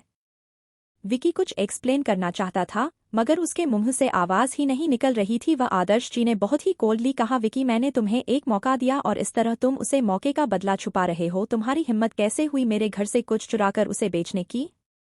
विकी का दिल कांप रहा था, जैसे किसी भी वक्त धड़कना बंद कर देगा। तुम मेरे साथ वापस चलोगे, डाइवोर्स पेपर से ऊपर साइन करोगे और आज के बाद तुम्हारा अरोड़ा परिवार और शनाया से कोई रिश्ता नहीं होगा। आदर्श जी बोले तो विकी अपने होश में आया। वह समझ गया कि एक्सप्लेन करने का कोई फायदा नहीं है, वह ऑलरेडी रंगे हाथों पकड़ा गया है। वह घुटनों के बल बैठ गया और उसने आदर्श जी के पैर पकड़ते हुए कहा, डैड मेरी बात सुनिए, मैं ऐसा कुछ नहीं करना चाहता था मगर मेरे पास कोई और रास्ता नहीं था। अगर मैं उन्हें पैसे नहीं देता तो वह मुझे मार डालते। आपको भरोसा करना होगा मुझ पर, मैंने ऐसा काम कभी पहले नहीं किया। मैं आपसे वादा करता हूँ कि मैं ऐसा फिर कभी नहीं करूँगा। आदर्श जी ने उससे अपना पैर छुड़ाया और घिन के साथ देखते हुए बोले, चुप हो जाओ, तुमने कहीं डिसअपॉइंट की है मुझे। मैं तुम्हें जेल नहीं भेज रहा हूँ, वही शुक्र मनाओ। तुम शनाया को डिवोर्स देने के बाद अगर इस शहर को छोड़कर चले जाते हो तो मैं कुछ नहीं करूँगा। लेकिन विकी ने सर हिलाते हुए कहा, नहीं, शनाया को नहीं छोड़ूंगा। मैं आपसे भीख मांगता हूँ, प्लीज मुझे एक और मौका दीजिए। उसने मुझे फंसाया है। यह सब उसे हाई रैंक प्लेयर की वजह से हो रहा है। उस बास्नेटर्ड मुझे फंसाया है। आदर्श जी को समझ नहीं आया कि विकी का बातों का मतलब क्या है। उन्होंने कहा अब जब तुम डिवोर्स नहीं जाना चाहते तो फिर मैं पुलिस को बुलाता हूँ या तुम आइडिया भी है कि उसे स्टैचू की कीमत कितनी है। मैंने उसे 60 करोड़ में खरीदा था और 60 करोड़ की चीज चुराने के लिए तुम्हें इतनी लंबी सजा तो हो ही सकती है जितने में तुम्हारे और शनाया के रिश्ते को खत्म किया जा सकते। विकी हैरान हो गया। 60 करोड़? इतनी ज्यादा? उसने देखा कि आदर्श जी अपनी पॉकेट में आए अपना फोन ढूंढ रहे हैं और पुलिस को कॉल करने वाले हैं। जब उसने देखा कि आदर्श जी को उस पर बिल्कुल दया नहीं आने वाली तो उसकी आंखों से हेल्पनेस गायब हो गई और एक अजीब से चमक दिखाई दी। आदर्श जी ने कभी उसे फैमिली का हिस्सा समझा नहीं, सब लोग उसे सड़क का कुत्ता समझते हैं, शनाया भी कोई उसे इंसान नहीं समझता, बस बहुत हो गया। अब उसकी आंखों में आंसू नहीं थे बल्कि एक अलग तरह का गुस्सा था। उसने अपनी आंखें नीचे की ओर धीरे से खड़ा हुआ आदर्श जी पुलिस को कॉल करते उससे पहले उसने यादव जी का फोन पकड़ा। तो आदर्श में उसे घुरते हुए पूछा अब क्या है? क्या तुम मुझे मारोगे? वही बाहर खड़े ने बॉडीगार्ड जैसे जब अंदर की बात सुनी तो वह जल्दी से अंदर आ गया। तभी विक्की ने ना में सर हिलाते हुए कड़वी मुस्कुराहट के साथ कहा भले ही आपने मुझे अपना परिवार नहीं माना लेकिन मैं हमेशा आपको डेड माना है तो मैं कैसे आपको मार सकता हूँ? तो फिर मेरा फोन छीनने का क्या मतलब है? क्या तुम डाइवोर्स के लिए मान गए? आदर्श जी बोले। दर्द भरे चेहरे के साथ विकी ने हाँ में सर हिलाया और कहा अगर आपको लगता है कि मैं शनाया के लायक नहीं हूँ तो मैं डिवोर्स दे देता हूँ। मैं मानता हूँ कि जो कुछ भी हुआ मेरी गलती थी लेकिन एक शर्त पर कि आप आखिरी बार मुझे शनाया मिलने दीजिए, बस मुझे इतना ही चाहिए। अगर आप आखिरी बार मुझे उससे मिलने देंगे तो मैं उसके बाद आपके सामने कहीं भी नहीं आऊँगा। यह सुनकर आदर्श जी थोड़े शांत हो गए। सच यह था कि वह पुलिस रिपोर्ट नहीं करना चाहते थे। अगर पुलिस कंप्लेंट होती तो सबको पता चल जाता कि उनके खुद के दामाद ने उनके घर में ही चोरी की है, जो उनके लिए बहुत बेइज्जती भरा होता। अच्छा हुआ कि विकी ने खुद ही सही फैसला ले लिया। उन्होंने विकी को देखकर कहा ठीक है, फिर मैं तुम्हें शनाया से आखिरी बार मिलने दे रहा हूँ और उसे चेक के अलावा मैं तुम्हें कुछ 1000 रुपए और भी दूंगा, जिसकी मदद से तुम इस शहर से बाहर जाओ, लेकिन उसके बाद तुम कभी मुंबई शहर नहीं आओगे। ओके, विकी ने जवाब दिया। इस तरह विकी का बिना किसी हिचकिचाहट के जवाब देना आदर्श जी को थोड़ा अजीब लगा, मगर उन्होंने ज्यादा कुछ नहीं सोचा। उन्हें लगा कि विकी को समझ में आ गया है कि वो शनाया के लायक नहीं है। जाओ, जाकर उससे मिल लो, फिर वापस आकर डिवोर्स पेपर साइन कर देना, उसके बाद तुम यहाँ से जा सकते हो, आदर्श जी बोले। विकी ने हाँ में सर हिलाया और कहा ओके, यहाँ आसपास कोई बस नहीं मिलेगी, क्या आप मुझे कोई कार दे देंगे डैड? श्योर, लेकिन तुम मुझे आज के बाद डैड मत बोलना, तुम्हारे डैड आज से 10 साल पहले ही कार एक्सीडेंट में मर चुके हैं, आदर्श जी ने कहा और अपनी बॉडीगार्ड को इशारा किया तो बॉडीगार्ड ने जल्दी से विक्की की तरफ एक गाड़ी की चाबी बढ़ा दी। आदर्श जी के चेहरे के भाव विक्की से भी नहीं छुपे और उसने गुस्से में दांत पीस लिए और गाड़ी की चाबी लेकर मुड़कर चला गया। वहां से जा रहा था तभी मदन वहां आया और विक्की को जाते हुए उसने पूछा सर आपने उसे क्यों जाने दिया? उसने मुझसे प्रॉमिस किया है कि एक शनाया से मिलने के बाद वह डाइवोर्स पेपर पर साइन भी कर देगा और कभी हमारे सामने नहीं आएगा, आदर्श जी ने जवाब दिया। मदन ने हाँ में सर हिलाया, लेकिन उसे कुछ अजीब लग रहा था। उसे एक बहुत ही बुरी फीलिंग आ रही थी, जैसे कुछ बुरा होने वाला हो। आगे कहानी में क्या होगा जानने के लिए सुनते रहिए mystery girl and a rude hero, और कमेंट वाला एक जरूर कीजिए जिससे हमें प्रोत्साहन मिले। धन्यवाद। एपिसोड 185 अनाहिता बहुत समझदार है। अब तक आपने सुना कि आदर्श जी विकी को चोरी का सामान बेचते हुए रंगे हाथों पकड़ लेते हैं और पुलिस को कॉल करने की धमकी देकर विकी को डिवोर्स पेपर पर साइन करने के लिए तैयार कर लेते हैं। अब आगे थोड़ी देर से उसके बाद मदन ने किसी को विकी के पीछे भेजने का फैसला किया, लेकिन आदर्श जी ने उसे रोकते हुए कहा अगर वह कुछ गलत करेगा तो मैं उसे धरती की आखिरी कोने से भी खोज लूंगा। उसे जाने दो, घर वापस जाकर उसके वापस आने और डिवोर्स पेपर साइन करने का इंतजार करेंगे। इतना कहकर आदर्श जी स्टोर से बाहर चले गए। बाहर खड़ा स्टोर ओनर डर के मारे कांप रहा था, लेकिन उसमें इतनी हिम्मत नहीं थी कि वह डायरेक्टली आदर्श जी की तरफ देखें। वह मन ही मन भगवान को थैंक यू कह रहा था कि आदर्श जी ने सिर्फ अपना सामान लेकर वापस जा रहे हैं, उसके बारे में किसी को खबर नहीं की, वरना अगर पुलिस को पता चल जाता कि वह इस तरह की चोरी का सामान को खरीदना है तो वह बर्बाद हो जाता। जैसे ही उसने एक राहत के सांस ली, आदर्श जी वहां से निकल गए और तुरंत ही एक पुलिस कार वहां आकर रुकी और उनमें से कुछ पुलिस वाले निकालकर उसे हथकड़ियां पहना दी और बोला हमें टिप मिली है कि तुम इलीगल डीलिंग करते हो, इसलिए तुम्हें हमारे साथ पुलिस स्टेशन चलना होगा, हमें कुछ सवाल करने हैं। यह सुनते ही स्टोर ओनर के साथ आंखों के सामने अंधेरा छा गया और वह बेहोश हो गया। जल्दी ही शाम हो गई और आसमान में डूबते हुए सूरज की लालिमा छा गई। सब अपना काम खत्म करके घर लौट रहे थे, लेकिन स्पेशल क्लास के बच्चे अगले क्लास स्टार्ट होने का वेट कर रहे थे। क्लास स्टार्ट होने से कुछ मिनट पहले कोई खुद को रोक नहीं पाया और कंप्लेन किया कि बहुत मुश्किल बात है। मैं भी अगर मुझे पता होता कि यह इतना थकने वाला काम है तो मैं पक्का इस क्लास में ज्वाइन ही नहीं करता, कोई नॉर्मल कोर्स चुनता, किसी और ने भी कहा। भले ही मैक्सवेल यूनिवर्सिटी और टॉप यूनिवर्सिटी है, मगर उसे ज्वाइन करने के लिए यह सब करना काफ़ी टॉर्चर का वाला काम है। मुझे नहीं पता कि मैं और कितने दिन बर्दाश्त कर पाऊंगा, एक और स्टूडेंट ने कंप्लेंट की। पूरे रूम में स्टूडेंट ऐसी बात को लेकर कंप्लेंट करने लगे। वही वीरेन अपना सर नीचे करके टेबल पर एक प्रैक्टिस बुक रखकर कुछ क्वेश्चन सॉल्व कर रहा था। वीरेन पढ़ाई में बहुत अच्छा था। जब वह अब्रॉड में था तो वह हमेशा टॉप ही करता था, लेकिन उसका सपना था मिलिट्री ज्वाइन करना, इसीलिए वह अक्सर अपनी पढ़ाई को निग्लेक्ट कर देता, जबकि वह पढ़ाई में बिल्कुल अच्छा था। इसलिए सब लोगों का यही मानना था कि वह एक बिल्कुल अच्छा स्टूडेंट नहीं है। लेकिन जो लोग सोचते हैं वह हमेशा सच थोड़ी होता है। वही उसके बगल में बैठा हुआ अद्विक वीरेन को एडवांस मैथ क्वेश्चन सॉल्व करता हुआ देखकर हैरान था। भले हो अपनी आंखों से देख रहा था, लेकिन वह खुद को पूछने से रोक नहीं पाया, क्या तुमने सचमुच यह किया है? वीरेन ने अद्विक को घुर कर देखा, जैसे आंखों से ही कह रहा हो, अगर मैंने नहीं किया तो किसने किया है? तुमने? अद्विक को इग्नोर करते हुए वीरेन खड़ा हुआ और अनाहिता के पास गया, जो अपने फोन में बिजी थी, और बोला, क्या आप मेरे आंसर चेक कर देंगी? उसके आंसर आ नहीं रहे हैं, इसलिए मुझे आपकी मदद चाहिए। अनाहिता ने सर उठाकर वीरेन को देखा और बोली, नो प्रॉब्लम। नताशा जो वहीं से गुजर रही थी, उसने यह बात सुनी तो अपनी मुठिया गुस्से में बंद कर ली और जाकर अपनी सीट पर बैठ गई। आज सुबह ही उसे एडवांस मैथमेटिक्स क्लास का रिप्रेजेंटेटिव बनाया गया था, लेकिन सब लोग अनाहिता के पास ही जाते थे मदद के लिए, जैसे वह लोग चुप रहकर उसकी बेइज्जती कर रहे हो। गुस्से में पागल हुए उसने एक बैंक पेपर निकाल और पेन लेकर उसे पर जोर जोर से चलाने लगी और अपना फ्रस्ट्रेशन निकालने की कोशिश करने लगी। तभी उसके बगल में बैठे हुए एक इंसान ने धीरे से उसकी तरफ झुकता कहा, मुझे यह मैथ प्रॉब्लम सॉल्व नहीं हो रही है, क्या तुम मेरी मदद कर दोगी? यह सुनते ही नताशा के हाथ अपनी जगह पर रुक गए और उसने मुस्कुरा का जवाब दिया, ओके।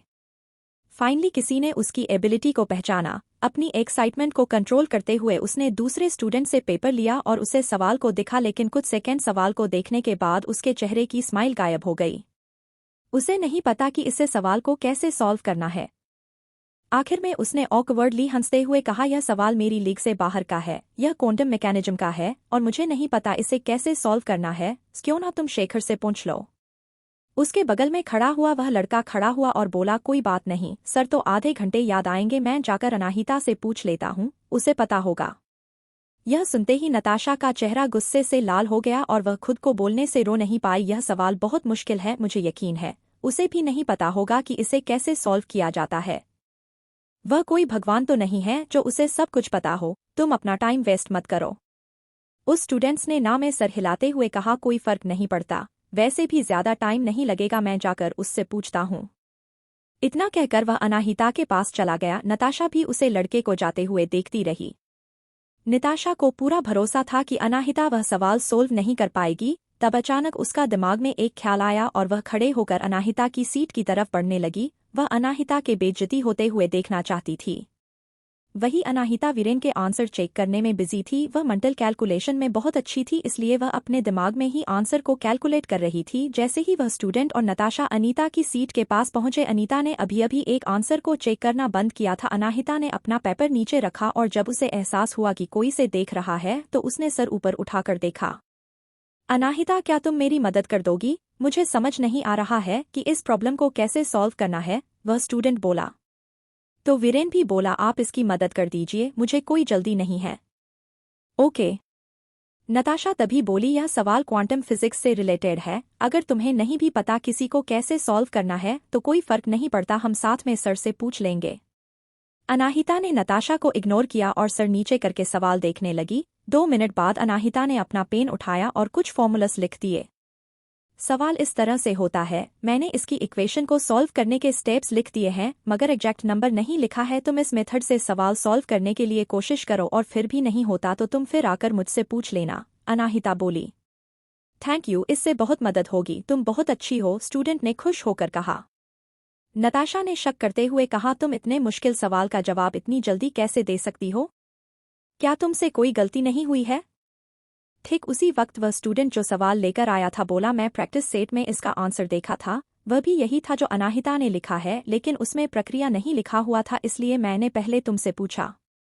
यह सुनते ही नताशा का चेहरा डार्क हो गया, लेकिन उस स्टूडेंट ने आगे बोलना जारी रखा, तुम इसे सॉल्व नहीं कर पाई, मगर अनाहिता ने तो उसे 2 मिनट में ही सॉल्व कर दिया।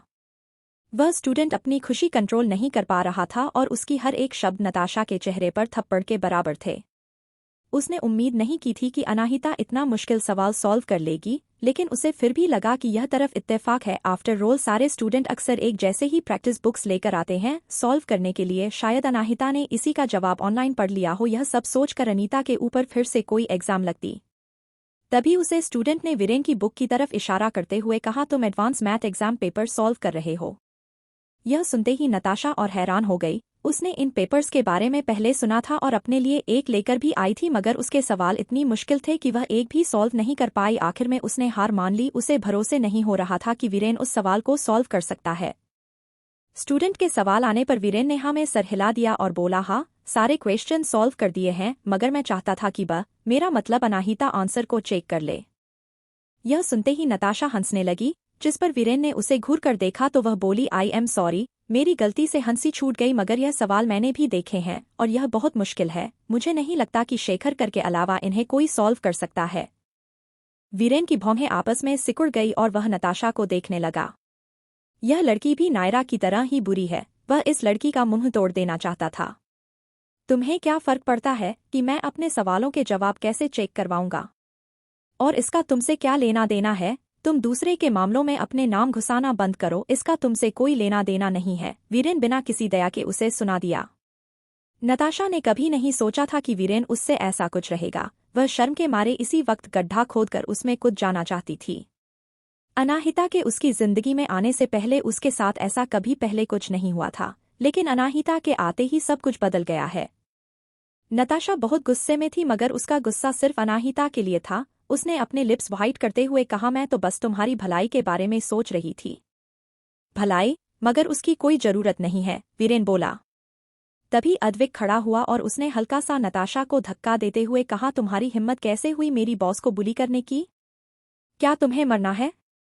यह पहली बार था जब नताशा ने ऐसी कोई सिचुएशन फेस की थी। वह लगभग अद्विक के धक्के से गिरने ही वाले थे। उसका चेहरा सफ़ेद पड़ गया और उसे डर था कि अगर वह इसी वक्त यहाँ से नहीं गई तो शायद यह लोग उसे मरेंगे भी, इसलिए और चुपचाप अपनी सीट पर वापस चली गई। उसे ऐसा लग रहा था जैसे पूरी क्लासेस पर हंस रही हो। उसकी आंखों में आंसू आ गए थे, लेकिन उसने किसी तरह अपने आंसू को कंट्रोल किया हुआ था। तभी उसे स्टूडेंट जो अनाहिता के पास सवाल लेकर गया था, उसने पूछा, क्या तुम सचमुच इस एडवांस में पेपर को चेक कर सकती हो? तो अनाहिता ने इतनी धीरे से हाँ में सर हिलाया, मगर पूरी क्लास उसका जवाब सुनकर चुप हो गई और हैरान भी, यहाँ तक नताशा भी। लेकिन नताशा ने मन ही मन फैसला कर लिया कि अनाहिता पक्का झूठ बोल रही है और सबको बेवकूफ़ बनाना चाहती है। वह कोई इतनी बड़ी जीनियस नहीं है जो ऐसा कुछ कर सके। वह बैठकर अनाहिता को वीरेन का पेपर चेक करता हुआ देखती रही। बहुत जल्द ही अनाहिता ने सारे आंसर चेक करना खत्म कर दिया। तभी और फिर भी की तरफ देखकर बोली, नॉट पेड, तुम्हें 73 मार्क्स मिले हैं। जो सवाल तुमसे गलत हुआ है वह थोड़े से मुश्किल है, मगर बाकी सब तूने बहुत अच्छे से है। तुमने जिन सवालों को गलत किया है उन्हें कैसे सही किया जा सकता है, यह मैंने उनके साइड में लिख दिया है, तुम पढ़ लेना। ऑल राइट, वीरेन ने जवाब दिया। उसे अनाहिता की कही हुई एक भी बात पर शक नहीं था। उसे पक्का यकीन था कि अगर अनाहिता ने कहा है तो वह सच्ची होगा। अब नताशा और बर्दाश्त नहीं कर पाई और उसने खड़े होते हुए लाउडली कहा, क्या इस क्लास में किसी और के पास एडवांस मैथ एग्जाम पेपर्स के आंसर है? मैंने कई सारे कमेंट पढ़े कि आप लोग पूछ रहे हो रुद्राक्ष कहाँ है और विकी की कहानी बहुत लंबी हो रही है। तो मैं आपको बता देती हूँ, विकी कहानी लंबी इसलिए हो रही है क्योंकि उसकी कहानी को खत्म करना है। और जैसा कि आप लोगों को पता है कि रुद्राक्ष आखिरी बार अपने लव टेस्ट मिशन पर निकला था, तो वह 1 हफ्ते में ही अपने लव टेस्ट को सक्सेसफुली कंप्लीट करके वापस आएगा। तो सिर्फ 1 हफ्ते का इंतजार। आगे कहानी में क्या होगा जानने के लिए सुनते रहिए mystery girl and a rude hero, और कमेंट और लाइक जरूर कीजिए जिससे हमें प्रोत्साहन मिले। धन्यवाद। एपिसोड 186, अनाहिता का आंसर सही है। अब तक आपने सुना कि अनाहिता क्लास में एडवांस मैथ पेपर सॉल्व कर रही होती है, जो नताशा को इम्पॉसिबल लगता है, और वह अनाहिता की बेइज्जती भी करने की कोशिश करती है। अब आगे एडवांस मैथ एग्जाम्स के पेपर अलग से सेट किए जाते थे, जिनके आंसर्स बुक में नहीं होते थे, इसलिए उन्हें सेपरेटली अलग से खरीदना पड़ता था और इसके आंसर्स ओरिजिनल ऑथर ने नहीं तैयार किए थे, इसलिए कोई गारंटी नहीं दे सकता था कि उनके आंसर सही भी है या नहीं। नताशा का सवाल सुनकर किसी ने क्लास में से हाथ उठाते हुए कहा, मेरे पास आंसर है, क्या मैं तुमसे कुछ देर के लिए ले सकती हूँ? उन सारे सवालों को चेक करना अनाहिता के लिए काफी थकाने वाला काम होगा। मैं उसकी थोड़ी मदद करना चाहती हूँ, नताशा जानबूझकर ऐसी बोली जिससे उसे पर कोई दोष न आए। वह क्लासमेट तुरंत ही नताशा की हेल्प करने के लिए मान गई क्योंकि उसे भी देखना था कि अनाहिता सचमुच इतने कम टाइम में उन सवालों को सही से चेक कर सकती है या फिर नहीं। आंसर शीट हाथ में आने के बाद नताशा ने अपनी हिम्मत इकट्ठा की ताकि और अनाहिता की तरफ जाने लगी। अनाहिता के पास जाते हुए उसने पूरी कोशिश की अद्विक के गुस्से वाले और वीरेन के कोल्ड लुक को इग्नोर करने की, और फिर अनाहिता के पास जाकर उसने बहुत ही हम्बल टोन में कहा, तुम इन आंसर्स का इस्तेमाल क्यों नहीं करती? मुझे पता यकीन है इस तरह तुम्हारा काम आसान हो जाएगा। अनाहिता बिना किसी एक्सप्रेशन के बोली, उसकी कोई जरूरत नहीं है। क्यों जरूरत नहीं है? क्या तुम्हें लगता है कि इस आंसर बुक से भी तुम्हारे आंसर एक्यूरेट होंगे? नताशा ने मजाक उड़ाने वाली टोन में कहा तो अनाहिता शांति से बोली, तुम सही कह रही हो। अनाहिता के एरोगेंस ने नताशा को स्पीचलेस कर दिया। वह कुछ बोलना तो चाहती थी लेकिन अनाहिता से बहस करने के लिए उसे कुछ समझ ही नहीं आ रहा था। वह बहुत बोल्ड है। क्या उसे लगता है कि वह ऑथर है जिसने यह एग्जामिनेशन पेपर बनाए हैं? नताशा ने मन ही मन सोचा। लेकिन वह यह बात नहीं जानती थी कि अनाहिता सचमुच ही वह ऑथर थी जिसने यह पेपर्स बनाए थे, और उसका निकनेम माहिरा जो अमेरिका में उच होता था वह इन पेपर्स की आखिर में प्रिंट किया हुआ था। यही कारण था कि अनाहिता कुछ ही मिनट में इन सारे क्वेश्चंस को सही जवाब दे सकती थी। आफ्टर ऑल, अगर वह अपने ही डिजाइन किए हुए सवालों का जवाब सही से नहीं दे पाई तो शर्म की बात होगी। ऑफ कोर्स अनाहिता का कोई इंटेंशन नहीं था अपनी क्वालिफिकेशन नताशा के सामने दिखने का, क्योंकि नताशा उसकी नज़रों में कोई मायने नहीं रखती थी। नताशा ने अपने जबड़े कसते हुए कहा, भले ही तुम इन आंसर स्कूल लेने से मना कर रही हो, मगर हम क्यूरियस हैं यह देखने के लिए कि क्या तुम्हारा आंसर सही है या नहीं। अगर मैं वीरेन का पेपर चेक करूं तो कोई प्रॉब्लम तो नहीं होगी? उसकी सारी बातें सुनने के बाद भी अनाहिता के चेहरे पर कोई एक्सप्रेशन नहीं आए। उसे आसपास क्या हो रहा है उसे कोई फर्क नहीं पड़ रहा था। उसने धीरे से जवाब दिया, यह वीरेन के पेपर है इसलिए तुम्हें इसकी परमिशन लेनी चाहिए। नताशा को सबसे ज्यादा अनाहिता की इस अरोगेनेट लुक पर ही गुस्सा आता था। उसने उसे बिना कुछ करे अनाहिता से वीरेन का पेपर छीन लिया और आंसर शीट के अनुसार मिलने लगी। सारे क्लासमेट भी अपना इंटरेस्ट छुपा नहीं पाए और उसके आसपास इकट्ठा होकर देखने लगे। नताशा तो अनाहिता के ओवर कॉन्फिडेंट पर हंसी आ रही थी। उसे बिल्कुल भरोसा नहीं था कि अनाहिता इतना कुछ कर सकती है। वहीं बैठा अद्विक थोड़ा बेचैन हो गया और उसने वीरेन से धीरे से पूछा, क्या तुम्हें यकीन है कि बहुत सारे क्वेश्चंस के आंसर सही लिख सकती हैं? मैंने जैसा सुना है यह क्वेश्चन बहुत मुश्किल है, क्या हम अभी नताशा को रोक दें? वीरेन थोड़ा सा भी नहीं हिचकिचाया और उसने कहा, उसकी कोई जरूरत नहीं है। उसे अनाहिता की समझदारी पर पूरा भरोसा था और उसके अलावा क्वेश्चन सच में भी बहुत मुश्किल थे। अगर एक दो सवाल अनाहिता गलत कर भी देगी तो क्या फर्क पड़ता है। वहीं नताशा बहुत ही सीरियसली सारे क्वेश्चंस की आंसर चेक कर रही थी। फाइनली नताशा ने सारे मल्टीपल चॉइस क्वेश्चन पेपर के चेक कर लिए और जो रिजल्ट निकला उसे उसके चेहरा डार्क हो गया। मल्टीपल चॉइस क्वेश्चन में वीरेन ने 3 गलत किए थे लेकिन अनाहिता ने उन्हें सही कर दिया था और अनाहिता की आंसर शीट से बिल्कुल मैच करते थे। इसका मतलब था अनाहिता का हर एक जवाब सही है। यह इम्पॉसिबल है। वह बेचैन होने लगी। उसके हाथ में पकड़े हुए पेन पर पकड़ कस ली, लेकिन वह इतनी जल्दी हार मानने के लिए तैयार नहीं थी और वह आगे के क्वेश्चन चेक करने लगी। लेकिन धीरे धीरे उसकी बेचैनी और उदासी बढ़ती जा रही थी क्योंकि वह सवाल चेक कर रही थी या तो वीरेन ने ही उसके सही जवाब दे दिए थे वरना अनाहिता ने उन्हें सही कर दिया था और उसका हर एक आंसर शीट से मैच हो रहा था। उसका हाथ कांपने लगा। फाइनली आखिरी क्वेश्चन चेक करते हुए उम्मीद मिली। वहां अनाहिता की गलती थी कि और उसने खुशी वाली आवाज में चिल्लाते हुए कहा, देखो अनाहिता ने इसका जवाब गलत दिया है। जवाब आंसर शीट से अलग है, उसने गलत किया।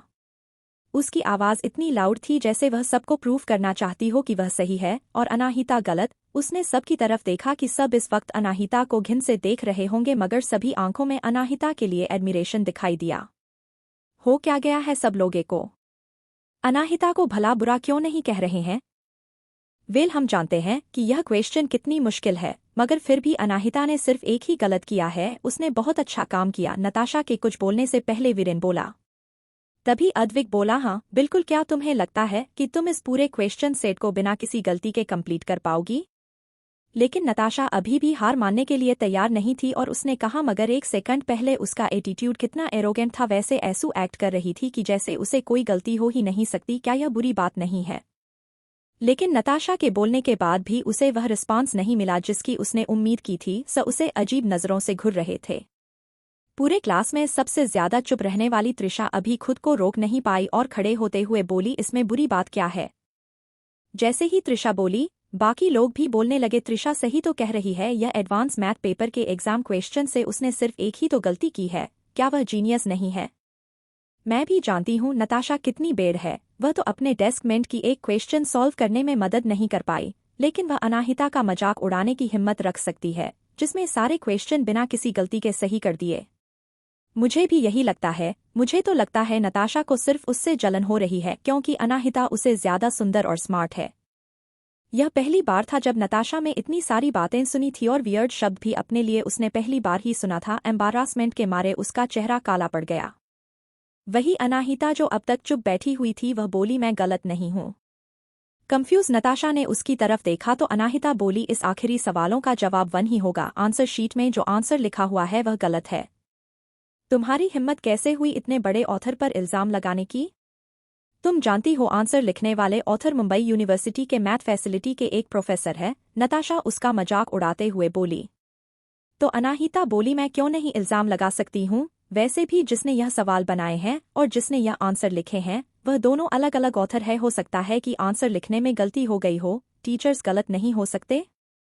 अनाहिता ने अपनी बात खत्म की थी तभी उनके पीछे से एक तेज आवाज सुनाई दी, क्लास में इतना शोर क्यों मचा हुआ है, क्या तुम्हें नहीं पता कि क्लास में शांति कैसे बनाई रखती है। जब सब अपने पीछे मुड़कर देखा है तो वहां पर शेखर डार्क एक्सप्रेशन के साथ दिखाई दिया, जिसे देखकर ज्यादातर लोग अपने सीट पर जाकर बैठ गए। लेकिन नताशा आंसर पेपर और क्वेश्चन लेकर शेखर के पास गई और उसने कहा, सर, हम एडवांस मैथ पेपर का सवाल डिस्कस कर रहे थे, क्या आप बता सकते हैं कि आखिरी क्वेश्चन का आंसर क्या होगा। जैसे ही शेखर ने सुना कि स्टूडेंट पढ़ाई की बात कर रहे थे तो उसके एक्सप्रेशन थोड़े ठीक हो गए। उसे खुशी हुई कि उसके स्टूडेंट पढ़ाई को सीरियसली ले रहे हैं। उसका गुस्सा गायब हो गया और उसने नताशा के हाथ से वह पेपर ले लिया। एक नज़र देखने के बाद उसे एहसास हुआ कि एक आप मुश्किल क्वेश्चन था। उसने नताशा को रोकने के लिए कहा और फिर ब्लैक बोर्ड पर क्वेश्चन लिखकर उसे सॉल्व करने लगा। 10 मिनट बाद सीकर में फाइनली उसे सॉल्व किया और आंसर 1 लिखा ब्लैक बोर्ड पर। नताशा की आंखें हैरानी से बड़ी हो गई। आंसर शीट में तो आंसर 0.618 लिखा हुआ था। वेट, क्या इसका मतलब अनाहिता सही थी। नताशा सबकी नजरें अपने ऊपर महसूस कर सकती थी कि सब लोग उसे मजाक उड़ाने वाली नजरों से देख रहे हैं। वह इतना मुश्किल सवाल सही कैसे कर सकती है। एम्बेरसमेंट के मारे नताशा का चेहरा जलने लगा। जो बात शेखर ने नोटिस नहीं की और सवाल सॉल्व करने के बाद उसने स्टूडेंट की तरफ देखकर कहा, यह सवाल काफी मुश्किल था और उसे सॉल्व करने के लिए केमिस्ट्री और फिजिक्स की नॉलेज लगती है। यह सब तुम्हारे सिलेबस के बाहर है, तुम्हें यह समझने की जरूरत नहीं है। और जहां तक तुम लोग अभी इस सब्जेक्ट के बारे में जाते हो, तुम लोग इसे समझ नहीं पाओगे और ना ही सॉल्व कर पाओगे। इसलिए मुझे लगता है कि तुम लोग बस एक बार इसे देख लो, ज्यादा दिमाग लगाने की जरूरत नहीं है। तभी अचानक अद्विक बोला, सर, किसी ने हमारे क्लास में यह सवाल सॉल्व कर दिया है। हैरान शेखर ने डायरेक्ट नताशा की तरफ देखा और पूछा, नताशा, क्या तुमने किया। यह सुनते ही नताशा का चेहरा डार्क हो गया और उसने अपने लिप्स बाइट करते हो गए अपना सर नीचे झुका लिया। सभी नताशा के बगल के एक स्टूडेंट ने कहा, नहीं सर, नताशा ने नहीं किया, वह तो मेरा एक प्रैक्टिस का क्वेश्चन भी सॉल्व नहीं कर पाई, अनाहिता ने सॉल्व किया। नताशा का दिल जोर से धड़कने लगा। उसे लगा कि शेखर जो इकलौता इंसान हमेशा अनाहिता के खिलाफ होता था वह भी अब अनाहिता का ही साथ देगा। लेकिन उसकी सोच के बिल्कुल उलट शेखर का रिएक्शन कुछ और ही था। उसने पीछे बैठी अनाहिता की तरफ देखा और उसे डार्क एक्सप्रेशन के साथ बोला, यह क्वेश्चंस टाइम वेस्ट है, इन्हें सॉल्व करने में टाइम वेस्ट करना बंद करो। यह पॉइंटलेस काम करने से अच्छा कोई ढंग का काम करो। अनाहिता को शेखर की बातों से कोई फर्क नहीं पड़ता, लेकिन नताशा जरूर हैरान हो गई। यह सही है, जब तक शेखर कर अनाहिता को पसंद नहीं करेंगे तब तक कोई फर्क नहीं पड़ता कि अनाहिता दुनिया में सबसे भी स्मार्ट क्यों ना हो। वह पक्का इस महीने के मंथली टेस्ट में अनाहिता को कम नंबर देकर उसे निकाल ही देंगे और बाहर के लोग भी अनाहिता को ज्यादा इम्पोर्टेंट नहीं देंगे जब उन्हें पता चलेगा कि उसे मुंबई यूनिवर्सिटी से खराब पढ़ाई की वजह से निकल गया है। अचानक नताशा को लगने लगा कि दुनिया में सब कुछ अच्छा है और सब कुछ फिर से सही हो रहा है। आगे कहानी में क्या होगा जानने के लिए सुनते रहिए mystery girl and a rude hero और कमेंट और लाइक जरूर कीजिए जिससे हमें प्रोत्साहन मिले। धन्यवाद। एपिसोड 187 त्रिशा के अंकल प्रिंसिपल सर। अब तक आपने सुना कि नताशा पूरी क्लास के सामने अनाहिता को बेइज्जत करने की कोशिश करती है, लेकिन आखिर में अनाहिता का ही जवाब सही निकलता है। अब आगे शेखर की बात सुनकर वीरेन काफी चिढ़ गया। वह अनाहिता को डिफेंड करने के लिए कुछ बोलना चाहता था। उसने अनाहिता की तरफ देखा जो ना में सर हिला रही थी, जिसका साफ मतलब था कि वह चुप रहे। वीरेन को समझ नहीं आता था कि अनाहिता जैसी टॉप स्टूडेंट के ऊपर नताशा जैसी एवरेज स्टूडेंट को रखता था। क्या वह अंधा है? न सिर्फ वीरेन, बाकी क्लास के बच्चे भी यही सोच रहे थे। कुछ उन्हें आपस में ही बात करनी शुरू कर दी। मुझे ऐसा क्यों लगता है कि यह शेखर सर हमेशा बिना मतलब के अनाहिता को परेशान करते हैं। मैंने सुना है कि शेखर सर को नेपोटिज्म से नफरत है और अनाहिता कनेक्शंस के जरिए में आई है। तो क्या हुआ? कनेक्शन के जरिए क्लास में आई है। मैं जिन्हें उन्होंने खुद क्लास में इनवाइट किया था वह मुझे भी बेहतर है। सिर्फ कनेक्शन के जरिए आने से उसका सारा टैलेंट बेकार हो गया। शेखर नहीं सुन सकता था कि उसके स्टूडेंट क्या बात कर रहे हैं, लेकिन उन लोगों को आपस में बात करते हुए देखकर वह गुस्सा हो गया। उसने डेस्क पर हाथ मारते हुए कहा, साइलेंस। पूरे क्लास में शांति हो गई। तब शेखर बोला, ऑल राइट, हम अभी क्लास शुरू करेंगे, मैं अटेंडेंस लेता हूँ। वह एक एक करके बच्चों के नाम लेने लगा और जल्दी ही अनाहिता की बारी आई, लेकिन पता नहीं क्यों उसे इस नाम से ही अजीब सी फीलिंग आती थी। उसने अनाहिता का नाम स्किप कर दिया और अनाहिता के बाद जिसका नाम था वह थी नायरा। नायरा का नाम लेने पर किसी ने जवाब नहीं दिया। जब शेखर ने सर उठाकर नायरा की सीट की तरफ देखा तो वह सीट खाली थी। उसने पूछा, नायरा कहाँ है? नायरा की डेस्क मेट बोली, मुझे नहीं पता सर, वह तो रिवीजन क्लास में भी नहीं आई थी। यह सुनकर शेखर का चेहरा डार्क हो गया। यह दूसरी बार था जब नायरा बिना कोई इंपॉर्टेंट कारण बताएं क्लास अपसेट कर रही थी। 4 स्टूडेंट जो कनेक्शन के जरिए उसके क्लास में आए थे उनमें से सबसे अच्छी उसे नायरा लगती थी और अच्छी स्टूडेंट भी उसे लगता था कि वह पढ़ाई में अच्छी है और उसके क्लास में रह जाएगी। लेकिन शायद उसने गलत जज कर लिया। कनेक्शंस के जरिए आने वाले कोई भी बच्चे अच्छे हो ही नहीं सकते। अटेंडेंस हो जाने के बाद शेखर बोला, हम आप क्लास स्टार्ट करेंगे। अपने टेक्स्ट बुक का पेज नंबर 14 निकालो, हम नया टॉपिक डिस्कस करेंगे। जैसे ही शेखर बोला उसे वक्त किसी ने दरवाजे पर नॉक किया। उसे लगा कि नायरा होगी, लेकिन दरवाजे पर स्टूडेंट काउंसिल के मेंबर्स खड़े थे। उसने पूछा, क्या बात है?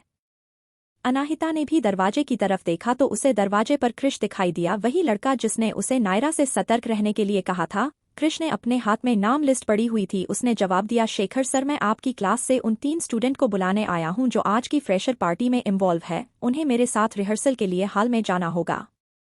यह सुनकर शेखर ज्यादा खुश नहीं हुआ, मगर फिर भी वह मान गया। ओके, लेकर जाओ, लेकिन जल्दी से जल्दी वापस भेज देना, आज मैं कुछ नया सिखाऊंगा। क्रिश नेम लिस्ट पकड़ी और नाम बुलाना शुरू किया, नताशा राय, त्रिशा आहूजा और अनाहिता मल्होत्रा, प्लीज मेरे साथ लिए। अनाहिता का नाम सुनते ही नताशा जम गई। क्या अनाहिता भी फ्रेशर बैंड पार्टी में ज्वाइन हो रही है? वह उसकी नकल क्यों करते रहती है? क्यों हमेशा वही काम उसे करना होता है जो मैं कर रही होती हूँ? नताशा ने अपने मन में सोचा, लेकिन फिर से ख्याल आया कि भले ही वह अनाहिता से पढ़ाई में कम्पीट नहीं कर पाए, लेकिन एक आर्ट परफॉर्मेंस में अनाहिता जैसी गांव के व्यवहार लड़की उसका मुकाबला नहीं कर पाएगी। यही सोच के साथ वह खुशी खुशी दरवाजे की तरफ बढ़ी। अनाहिता जब दरवाजे से बाहर जा रही थी तब उसने देखा कि नताशा काफी अजीब तरीके से उसे देख रही है। अनाहिता कंफ्यूज हो गई और उसे नताशा की नजरों का मतलब समझ में नहीं आया। उसने नताशा को इग्नोर करने और त्रिशा के इंतजार करने का फैसला किया। त्रिशा जब अनाहिता के पास पहुंची तो वह बहुत नर्वस थी। उसने अपना थूक निगलते हुए कहा, अनाहिता, क्या मैं कर पाऊंगी? ऑफ कोर्स, मैं उन्हें बता दूंगी कि तुम स्टेज पर नहीं भी दिखाई दोगी, तुम कर्टन के पीछे रहकर ड्राइंग करना। यह सुनकर त्रिशा ने एक राहत की सांस ली और बोली, thank you so much Anahita.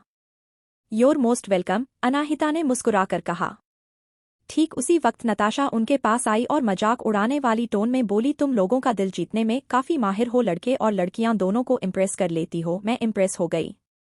Anahita ने उसे हाफ स्माइल के साथ देखा और बोली, मुझे भी अभी भी पता चला कि मेरा चार्म इतना अच्छा है। मैं क्लास ओपन करके तुम्हें जरूर इसके बारे में सिखाऊंगी अगर तुम्हें अच्छा लगे तो। अनाहिता की बातों से नताशा गुस्सा हो गई और वह चिल्लाई, यू बीच। उस वक्त अनाहिता कोई जवाब देती उससे पहले क्रिश आगे आया और बोला, नताशा, मैंने अभी अभी सुना कि तुम उसे गाली दे रही थी और अगर ऐसे दोबारा हुआ तो मैं तुम्हें परफॉर्मेंस से बाहर निकाल दूंगा। तुम्हें याद रखना होगा कि एक गलती और तुम्हें पनिशमेंट मिलेगी। नताशा को नहीं पता था कि क्रिश अनाहिता की साइड क्यों ले रहा है, जिससे वह और फ्रस्ट्रेटेड हो गई। लेट्स गो, अनाहिता बोली, वरना हमारी रिहर्सल मिस हो जाएगी। वह जानती थी कि उसे अच्छा परफॉर्म करने के लिए रिहर्सल की जरूर नहीं है, मगर त्रिशा को है। अनाहिता की बात सुनकर कृष्ण नताशा को पूरी तरह से इग्नोर करते हुए उन्हें रिहर्सल हॉल की तरफ ले जाने लगा। नताशा बहुत फ्रस्ट्रेटेड थी, लेकिन वह उनके पीछे जाने के अलावा और कुछ नहीं कर सकती थी। कृष्ण के सामने होते हुए वह अनाहिता को कुछ नहीं बोल सकती और अगर कृष्ण ने उसे पनिशमेंट दे दी तो सुमित्रा जी क्या सोचेंगी। इसलिए यह सब बर्दाश्त करना होगा।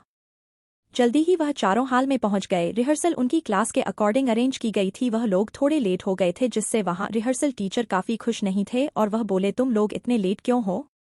और सारी क्लासेस में ऑलरेडी अपना काम कर लिया है। अनाहिता उनसे माफी मांगने की वाली थी, तभी नताशा ने उन्हें रोकते हुए कहा, आई एम सॉरी, हमारे क्लास टीचर काफी स्ट्रिक्ट है। कौन है तुम्हारे क्लास टीचर? शेखर सर। वह टीचर उनकी बात समझ गए और बोले, ठीक है, फिर तो तुम लोगों को इंतजार करने का पड़ेगा। दूसरी क्लास के बच्चों ने दोबारा रिहर्सल शुरू कर दी है। उनकी प्रैक्टिस खत्म हो जाए उसके बाद तुम लोग 2 बार प्रैक्टिस कर लेना। यस सर, नताशा ने हाँ मैं सर हिलाकर प्यारी सी मुस्कुराहट के साथ कहा। वही साइड में अनाहिता स्पीचलेस खड़ी थी। नताशा कैसे शेखर के सामने हमेशा एक अच्छी स्टूडेंट होने का नाटक करती रहती है और उसके पीठ पीछे उसकी बुराई कर रही है। पता नहीं शेखर को यह पता चलेगा तो वह कैसे रिएक्ट करेगा। लेकिन वह कुछ बोल ही नहीं और त्रिशा के साथ ही जगह बैठ गई। त्रिशा खुद को रोक नहीं पाई और वह बोली, वह ऐसा कैसे बोल सकती है? शेखर सर उसे कितने अच्छे से ट्रीट करते हैं और उसने सारा दोष उनके ऊपर लगा दिया। अनीता ने कंधे उछाते हुए कहा, मुझे सचमुच नहीं पता। अब जब हम लेट हैं तो वहां पर और भी कुछ स्टूडेंट हैं। मुझे लगता है तुम्हें खुद को रिलैक्स कर लेना चाहिए और अपना बेस्ट देना चाहिए। क्या तुमने टीचर्स सेंट पेंटिंग के लिए जिस भी चीजों की जरूरत होती है उसके बारे में बात कर ली थी? त्रिशा ने हाँ में सर हिलाते हुए कहा, मेरे डैड ने कहा कि वह अपने एक फ्रेंड को यहाँ भेजेंगे। मुझे लगता है वह जल्दी ही आ जाएंगे। जैसे ही उसने अपनी बात खत्म की उसे दरवाजे से कोई अंदर आता हुआ दिखाई दिया और वह बोली, मेरे डैड के दोस्त आ गए। अनाहित ने मुड़कर पीछे देखा तो वहां से मुस्कुराते हुए प्रिंसिपल दीक्षित चलकर अंदर आ रहे थे और उनके पीछे 2 बॉडीगार्ड कुछ सामान पड़े हुए थे जो त्रिशा की सेंट पेंटिंग के लिए जरूरी थे। हैरान अनाहिता ने पूछा, तुम्हारे दादा के दोस्त प्रिंसिपल सर है? त्रिशा ने हाँ में सर हिलाते हुए कहा, हाँ, हम पड़ोसी हैं। भले ही अनाहिता हैरान थी, मगर उसे पता था कि त्रिशा ने इस बारे में कभी क्यों नहीं बताया। अगर बाकी सबको इस बारे में पता चल गया तो त्रिशा के किसी भी काम में यही देखा जाएगा कि शायद प्रिंसिपल सर को जानने की वजह से ही वह हर चीज में अच्छी है। लेकिन त्रिशा बहुत ही डाउन टू अर्थ और हम्बल लड़की थी जिसे अपनी कनेक्शन का शो ऑफ करना अच्छा नहीं लगता था। अनाहिता के मन में त्रिशा के लिए थोड़ी और इज्जत बढ़ गई और वह उसके साथ हाल के दरवाजे पर गई। ठीक उसी वक्त कोई उनके पास से आंधी की तरह गुजरा और प्रिंसिपल सर के पास जब पहले पहुंचा यह नताशा थी। उसने मुस्कुराकर कहा, हेलो प्रिंसिपल सर, आप यहाँ रिहर्सल देखने आए हैं?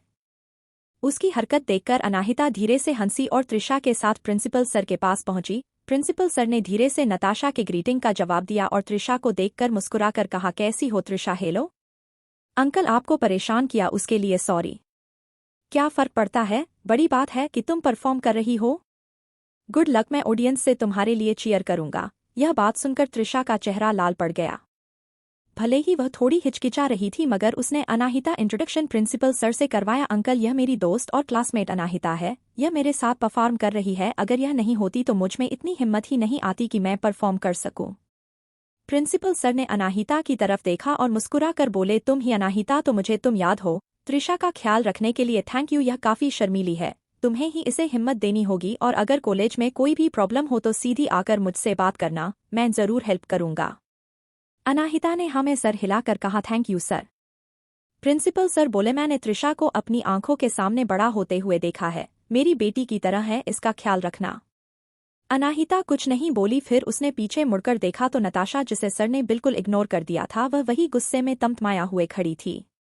अनाहिता ने उसे इग्नोर किया और हंसते हुए त्रिशा के साथ सेंट पेंटिंग के लिए इक्विपमेंट देखने लगी और नताशा वही गुस्से में चिढ़ती रही। जल्दी ही सारे बाकी स्टूडेंट रिहर्सल करके चले गए। सिर्फ वहां पर अनाहिता, त्रिशा और नताशा ही बच गए थे। नताशा ने सबसे पहले हाथ खड़ा करते हुए कहा, सर मैं पहले जाना चाहूंगी। वह टीचर नताशा से काफी इम्प्रेस थे, इसलिए उन्होंने मुस्कुराकर कहा, ठीक है फिर जाओ। पियानो ऑलरेडी स्टेज पर है, बाकी क्लास के कुछ स्टूडेंट भी पियानो बजाने वाले हैं। बाय द वे, तुम कौन सा सॉन्ग बजाओगी? नताशा ने बिना किसी एक्सप्रेशन के कहा, रिबॉर्न। रिबॉर्न? उस टीचर ने हैरानी में थोड़ी तेज आवाज में कहा, जिससे आसपास के टीचर और प्रिंसिपल दीक्षित का विधान उसे पर चला गया और उन्होंने आकर नताशा से पूछा, नताशा क्या तुम रिबॉर्न प्ले करने वाली हो? नताशा समझ गई कि उसकी बात से सब लोग इम्प्रेस हो गए हैं, लेकिन उसने मासूम बनने का नाटक करते हुए कहा, हाँ सर, कोई बात है। नताशा सबको इम्प्रेस करना चाहती थी और नताशा सही भी थी। उसकी बात सुनकर प्रिंसिपल दीक्षित इम्प्रेस हो गए और बोले, वाह, तुम भी प्ले करने वाली हो, इसका मतलब इस साल के फ्रेशर पार्टी काफी इंटरेस्टिंग होगी। मुझे तो लगता है कि मुझे कुछ लोकल मीडिया रिपोर्टर्स को भी बुलाना चाहिए ताकि हमारे यूनिवर्सिटी की अच्छी पब्लिसिटी हो। प्रिंसिपल की बात सुनकर नताशा ने एक एरोगेंट लोग के साथ अनाहिता की तरफ देखा, जो उसकी तरफ बिल्कुल ध्यान नहीं दे रही थी और त्रिशा के साथ बात करने में बिजी थी। वहीं नताशा की बात सुनकर वहां के रिहर्सल टीचर भी काफी एक्साइटेड हो गए और उन्होंने कहा, पियानो ऑलरेडी स्टेज पर है तो तुम क्यों नहीं जाकर अभी हम सब के लिए रिबॉन बजाओ, मैं सच में सुनना चाहता हूँ। आगे कहानी में क्या होगा जानने के लिए सुनते रहिए mystery girl and a rude hero, और कमेंट और लाइक जरूर कीजिए जिससे हमें परेशानी मिले। धन्यवाद। एपिसोड 188 विकी शनाया को लेने। अब तक आपने किया। अनाहिता, त्रिशा और नताशा रिहर्सल के लिए पहुंचते हैं, जहां नताशा फिर से अपना अच्छा होने का नाटक जारी रखती है। अब आगे। ऑल राइट सर, नताशा ने प्यार से मुस्कुरा कर कहा और बहुत ही एलिगेंटली स्टेज पर जाकर कुछ पियानो के ट्यून्स बजाएं। जैसे ही नताशा ने बजाना शुरू किया उसे एहसास हुआ कि पियानो की क्राफ्टमैनशिप काफी खराब है। उसने कभी इतनी खराब क्वालिटी का पियानो नहीं बजाया था। शायद उसे सिंघानिया मेंशन से वह ग्रैंड पियानो सुमित्रा जी से कहकर हाँ मंगवाना होगा। नताशा ने पियानो की पर उंगलियां चलाना शुरू किया और एक सुंदर धुन निकली। रिबोन, जिस धुन को नताशा बचा जा रही थी, वह एशियन ग्रीक माइथोलॉजी से इंस्पायर था, एक इंसान जो अपने खूबसूरत लुक्स के लिए जाना जाता था। नताशा काफी अच्छा बजा रही थी जिससे वहां आसपास खड़े लोग काफी इम्प्रेस हो गए। अनाहिता भी खुद को रोक नहीं पाई और उसने सर उठाकर नताशा को देखा। भले ही नताशा की तकनीक काफी इम्प्रेसिव थी, लेकिन अनाहिता ने नोटिस किया कि धुन बजाने के दौरान नताशा ने काफी सारी गलतियां की। यह एक पियानिस्ट के लिए बहुत बड़ी गलती थी, लेकिन कोई फर्क नहीं पड़ता क्योंकि नताशा इस कॉलेज की एक पार्टी में परफॉर्म करने वाली है और उसके अलावा वह काफी मुश्किल सॉन्ग था। नताशा को देखते हुए अनाहिता थोड़ा सा मुस्कुराई और फिर त्रिशा की ड्राइंग पर फोकस करने लगी। त्रिशा ने मून लाइट के अंदर एक ब्यूटीफुल गॉडेस अच्छा डिजाइन किया था। उसे यह गॉडेस असली लग रही थी। अनाहिता जो सॉन्ग परफॉर्म करने वाली थी मूनलाइट, उसे सॉन्ग में मेन कैरेक्टर थी। कुछ सेकंड बाद नताशा ने अपना पीस खत्म किया और वहां पर खड़े सभी लोग तेजी से तालियां बजाने लगे। उन सबको इतना तारीफ करता हुआ देखकर त्रिशा ने डाउटफुल होकर पूछा, हम ठीक नताशा के बाद परफॉर्म करने वाले हैं, उसका इतना अच्छा करने के बाद क्या हम अटेंशन ले पाएंगे? वह थोड़ा हिचकिचा रही थी। हम कर लेंगे, अनाहिता ने जवाब दिया, मेरा भरोसा करो, हमारा परफॉर्मेंस उससे भी ज्यादा एक्साइटिंग होगा। भले ही त्रिशा को अनाहिता पर भरोसा था, लेकिन नताशा की अच्छी परफॉर्मेंस ने इसका थोड़ा सा कॉन्फिडेंस जमा दिया था। लेकिन जल्दी उसने अपने सोचने का तरीका बदल दिया है। क्या फर्क पड़ता है कि उसकी परफॉर्मेंस नताशा से बेहतर होगी या फिर नहीं? अगर वह अपना बेस्ट देगी तो खुश रहेगी। यह सोचकर त्रिशा का कॉन्फिडेंस फिर से वापस आ गया। अनाहिता ने ऊपर देखा तो नताशा पियानो बजाकर उठते समय गलती से वहां रखे वास से टकरा गई, जिसकी वजह से वास और उसका सारा पानी पियानो के ऊपर गिर गया। I am so sorry, Natasha panic करते हुए कहा, मगर अनाहिता की तेज आंखों ने यह नोटिस कर लिया था कि नताशा ने यह सब कुछ जानबूझकर किया है। जल्दी ही कुछ टीचर स्टेज पर गए और पियानो को चेक करने लगे और कुछ नोट्स बजाने के बाद उनका चेहरा डार्क हो गया। एक टीचर ने गहरी सांस छोड़ी और बोले, पियानो खराब हो गया है, हमें इसे ठीक करने के लिए किसी को बुलाना होगा, लेकिन पार्टी तो कल रात को हो रही है, तब तक हमारे पास इतना वक्त नहीं होगा कि हम इसे ठीक कर सके। आई एम सो सॉरी, और इस पियानो को बनाने में जितना भी खर्च लगेगा वह मैं दे दूंगी, और मेरे घर पर एक पियानो है, वह पियानो मैं पार्टी से पहले ले आऊंगी, नताशा बोली। उसकी बातें सुनकर टीचर्स के चेहरे पर एक रिलैक्स लुक आ गया।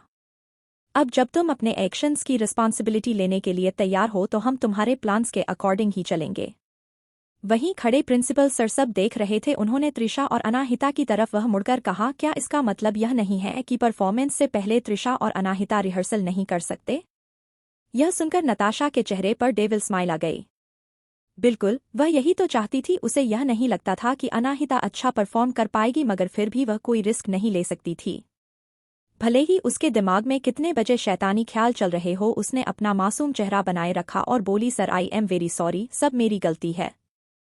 कोई बात नहीं, अनाहिता ने शांति से जवाब दिया, हमने अपने रिवर्सल कंप्लीट कर लिया। इतना कहकर उसने त्रिशा की सैंड पेंटिंग की तरफ इशारा किया। सब स्टेज से ही त्रिशा की पेंटिंग देख सकते थे। उसकी सैंड पेंटिंग इतनी रियलिस्टिक लग रही थी कि ऐसा लग रहा उसमें खड़ी लड़की किसी भी वक्त बोलने लगेगी। उन सारे टीचर्स में से प्रिंसिपल सर सबसे पहले बोले, पेंटिंग बहुत ब्यूटीफुल है त्रिशा, मुझे बहुत खुशी हुई मेरी बेटी के टैलेंट को देखकर। उनकी यह बातें सुनकर बाकी टीचर शॉक हो गए। भले ही सबको पता था कि प्रिंसिपल दीक्षित का एक बेटा है जो मैक्सवेल यूनिवर्सिटी में पढ़ रहा है, लेकिन उन्हें नहीं पता था कि उनकी कोई मुंह बोली बेटी भी है और वह पार्टी अटेंड भी कर रही है। मेरे घर पर भी एक पियानो है। अगर तुम लोगों को कोई परेशान नहीं हो तो छुट्टी के बाद तुम लोग मेरे साथ चल सकते हो। उसके रिहर्सल के लिए एक टीचर जो प्रिंसिपल दीक्षित की गुड बुक्स में आना चाहता था, उसने जल्दी से दोनों लड़कियों को कहा, लेकिन अनाहिता ने उन्हें रिजेक्ट करते हुए कहा, कोई बात नहीं, हमें और रिहर्सल की जरूरत नहीं है, हम कल को अच्छे से परफॉर्म कर लेंगे। वह टीचर अनाहिता का बात सुनकर हैरान हो गए और उन्होंने पूछा, क्या तुम श्योर हो कि तुम बिना रिहर्सल के परफॉर्म कर लोगी? अनाहिता ने कहा, मैं इस पीस के साथ काफी फैमिलियर हूँ, इसलिए मुझे पूरा कॉन्फिडेंस है कि मुझे प्रैक्टिस की जरूरत नहीं है। ओके, उस टीचर ने कहा, ठीक है, फिर तुम लोगों को रिहर्सल नहीं हुई है, इसलिए मैं परफॉर्मेंस के दौरान तुम्हें ग्रीन लाइट दे दूंगा और त्रिशा बैक स्टेज पर बैठकर प्रोजेक्टर के जरिए बड़ी सी स्क्रीन पर अपना पेंटिंग दिखा सकती है। उनकी बातों से त्रिशा बहुत खुश हो गई और उसने एक्साइटमेंट में अनाहिता का हाथ पकड़ लिया। उन दोनों को इस तरह देखकर स्टेज पर खड़ी नताशा को जलन हुई, क्योंकि प्रिंसिपल सर की मुंह बोली बेटी होने के नाते उसे त्रिशा से दोस्ती करनी थी। उसे भरोसा ही नहीं हो रहा था कि त्रिशा जैसी स्टेटस वाली लड़की अनाहिता की दोस्त हो सकती है। क्या उसे अनाहिता जैसे गांव की गवार के साथ घूमने में शर्म नहीं आती?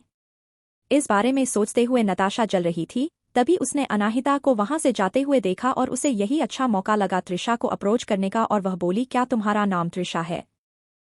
नताशा त्रिशा की पर्सनैलिटी बहुत अच्छे से जानती थी और त्रिशा की नर्वसनेस की वजह से उसने अपनी आवाज को बहुत ही फ्रेंडली रखा था, लेकिन जैसे ही वह बोली, त्रिशा डर के मारे कुछ कदम पीछे हट गई, जिससे नताशा थोड़ी चिढ़ गई।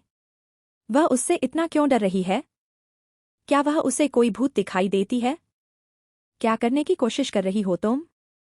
त्रिशा ने जल्दी से पूछा। उसके सवाल ने नताशा को हैरान कर दिया। उसे लगा कि अनाहिता पक्का उसकी पीठ पीछे त्रिशा के मन में गलत बातें भरती होगी।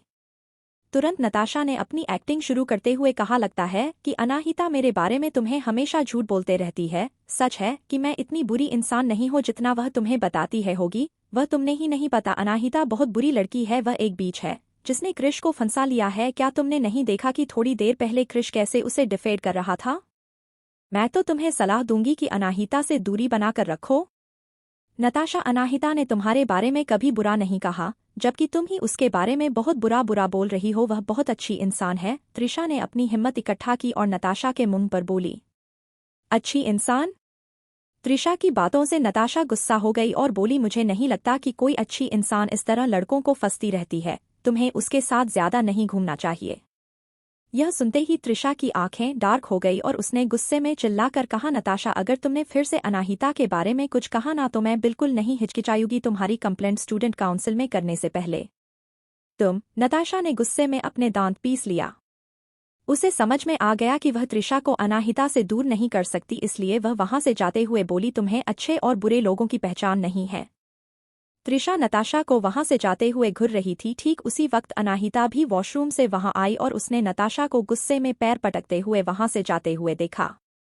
त्रिशा ने गुस्से के मारे अपना मुंह फुलाया हुआ था जैसे उसने 2 रसगुल्ले लिए हुए हैं। उसे तरह देकर अनाहिता ने पूछा, क्या उसने तुम्हें परेशान किया? त्रिशा ने मुंह बनाते हुए कहा, नहीं, उसने तुम्हारे बारे में गलत कहा, इसलिए मैंने उसे डराकर भगा दिया। मुझे नहीं पता था कि तुम में इतनी हिम्मत है। अनाहिता हैरानी से हंसने लगी। त्रिशा ने मुंह बनाते हुए कहा, जब मैं गुस्सा होती हूँ तो मैं बहुत डरावनी होती हूँ। उसका ऐसा रिएक्शन देखकर अनाहिता ने बहुत मुश्किल से खुद को हंसने से रोका और कहा, ठीक है, फिर तो तुम मुझे अपनी प्रोटेक्शन में ले लो और कॉलेज में मुझे हमेशा प्रोटेक्ट करना।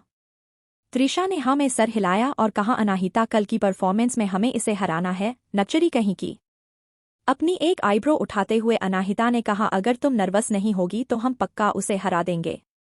नताशा ने इस तरह अनाहिता के बारे में बोला, उसकी वजह से त्रिशा किसी भी कीमत पर उसे हराना चाहती थी। वहीं दूसरी तरफ साइक्रेट्रिक हॉस्पिटल बाहर पहुंचकर विकी ने चारों तरफ अच्छे से नजर घुमाई कि कहीं आदर्श जी ने उसके पीछे किसी को भेजा तो नहीं। शाम होने वाली थी, धीरे धीरे अंधेरा हो गया था। साइकाइट्रिक हॉस्पिटल इस वक्त बहुत डरावना लगता था, जिसकी वजह से ज्यादातर लोग यहां नहीं आते थे। विकी काफी सख्त एक्सप्रेशन के साथ अस्पताल के हॉलवे में चल रहा था, जैसे आसपास के शोर से कोई फर्क नहीं पड़ रहा हो। वह जल्दी ही शनाया के वार्ड में पहुंचकर उसने दरवाजा खोला। इस वक्त शनाया बेड पर लेटी हुई थी और दवाइयां के असर से हल्की नींद में थी। दरवाजा खुलने की आवाज सुनकर उसे लगा कि नर्स आई होगी उसे चेक करने के लिए, लेकिन दरवाजे पर विक्की को देखते हुए उसके चेहरे पर घिन और गुस्सा दिखाई देने लगा और वह चिल्लाते हुए बोली, क्या कर रही हो तुम यहाँ? बाहर जाओ, मैं तुम्हें एक पैसा नहीं देने वाली हूँ और डैड को पता चला कि तुम यहाँ मुझे पैसे मांगने आए हो तो वह तुम्हें छोड़ेंगे नहीं, इसलिए बाहर भाग जाओ। पास्ट में विकी उसकी बात तो सुनकर उदास हो जाता, लेकिन इस बार उसे शनाया की बातों से कोई फर्क नहीं पड़ा, जबकि उसके चेहरे पर हल्की मुस्कुराहट थी। शनाया को लगा कुछ ठीक नहीं है तो थोड़ा पीछे खिसक गई, लेकिन विकी ने उसके पास आते हुए कहा, शनाया चुप रहो क्योंकि मैं यहाँ चुपके से आया हूँ। मैं तुम्हें बाहर ले जाने में आया हूँ ताकि तुम इसे खराब जगह पर और ना रहना पड़े। विकी की हुई बात सुनकर शनाया एक पल के लिए हैरान हो गई और उसके एक्सप्रेशन थोड़े नरम पड़ गया। उसने कहा, रियली? विकी ने हमें सर हिलाया और कहा, जैसा कि मैंने सुबह कहा था कि मुझे कुछ पैसों की जरूरत है। मैंने पूरा दिन सोच और मुझे एहसास हुआ कि मैं तुम्हारे लायक नहीं हूँ, इसलिए मैं तुम्हें और परेशान नहीं करूंगा। मैं तुम्हें इस जगह से आज़ाद कर दूंगा। और फिर इतना कहकर वह रुका और उसने कहा, तुम्हें कभी परेशान नहीं करूंगा। यह सुनते ही शनाया का दिल खुशी से झूम उठा। वह बोली, ठीक है, फिर तो अभी मुझे खोलो।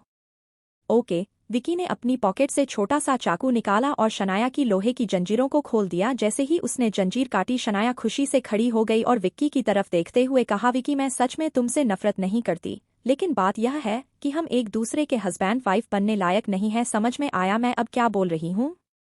आगे कहानी में क्या होगा जानने के लिए सुनते रहिए मिस्ट्री गर्ल अनरूड और कमेंट और लाइक जरूर कीजिए जिससे हमें प्रोत्साहन मिले। धन्यवाद। एपिसोड 189 शनाया और विकी मारे गए। अब तक आपने कि त्रिशा और नताशा के बीच में झगड़ा हो जाता है और वहीं दूसरी तरफ विकी शनाया को छुड़ाने के लिए अस्पताल पहुंचता है। अब आगे? मैं समझ गया। विकी ने धीरे से हाँ में सर हिलाया और उसकी आंखों में एक मिस्टीरियस लुक दिखाई दिया। एक गहरी सांस छोड़ते हुए शनाया बोली, अब जब सारी बातें क्लियर हो गई है तो अच्छा है। अगर हमने सब पहले ही क्लियर कर लिया होता तो हमारी सिचुएशन ऐसी नहीं होती। विकी ने शनाया की तरफ देखा और हाँ में सर हिलाया कर कहाँ चला जाऊंगा, मुझे सच्चाई पहले ही देख लेनी चाहिए थी।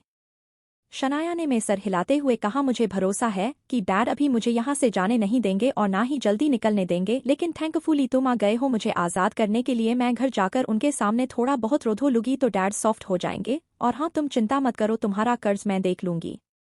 विकी ने हमें सर हिलाया और बोला, जब तक मेडिकल स्टाफ यहाँ आसपास नहीं है तभी हम यहाँ से निकल जाते हैं, वरना उन्हें पता चल जाएगा। मुझे पता है कि यहाँ के पीछे के दरवाजे से कैसे निकालना है, मैंने उसे खुला छोड़ा है, हम उसी रास्ते से जाएंगे। श्योर। शनाया ने एक्साइटेड होकर अपने जूते पहन लिया। बहुत खुशी के साथ वह इस घटिया जगह से बाहर निकलने वाली है और उसने फैसला कर लिया था कि यहाँ से निकलते ही वह सबसे पहले अनाहिता से बदला लेगी और रोधो कर वह डैड को तो मना ही लेगी। विकी के पीछे पीछे बैकडोर से निकलते हुए शनाया ने अपने मन में यह प्लान बना लिया। बैकडोर से पीछे से निकलते ही शनाया ने अपनी फैमिली की कार देखी जिससे वह काफी सेफ फील करने लगी और उसे विकी पर और भरोसा हो गया और वह बोली, थैंक यू विकी, हम दोनों के बीच में कुछ भी बुरा हुआ फिर भी तुमने मदद की यहाँ से निकलने में। तुम अपने कर्ज की फिक्र मत करना है, यहाँ से निकलते ही जैसे ही मुझे मेरा फोन मिलेगा मैं तुम्हें पैसे भेज दूंगी। सख्त एक्सप्रेशन के साथ विकी ने नाम में सर हिलाते हुए कहा, कोई बात नहीं, मैंने सेटल कर लिया है। कैसे सेटल कर लिया है तुमने? शनाया हैरान हो गई। पहले गाड़ी में जाकर बैठो, यहाँ पर रहना सेफ नहीं है। विकी उसके सवाल का जवाब नहीं देना चाहता था। ओके। शनाया ने आगे कुछ नहीं पूछा और गाड़ी में जाकर बैठ गई। तुम आराम कर सकती हो क्योंकि आगे जाम लगा होगा, इसलिए मैं दूसरे रास्ते से लेकर जाऊंगा जिस घर पहुंचने में थोड़ी देर होगी। विकी बोल तो शनाया ने हमें सर हिलाया और थकी हुई होने की वजह से सो गई। विकी ने गाड़ी का इंजन शुरू किया और एक्सीलेटर पर पैर रखा। जल्दी गाड़ी स्टार्ट हुई और ट्रैफिक में गायब हो गई। सूरज ढल चुका था और रात का वक्त हो गया। शनाया गहरी नींद में थी तो अचानक से गाड़ी बहुत हिलने लगी जिससे उसकी नींद खुली और उसने खिड़की के बाहर देखा। बाहर काफी गहरा अंधेरा था और सिर्फ कुछ ही स्ट्रीट लाइट दिख रही थी। क्या वह लोग किसी पहाड़ी इलाके में है? यह सोचते ही उसने विकी की तरफ बेचैनी से देखा जो उसके बगल में बैठा हुआ था और पूछा, विकी हम कहाँ हैं?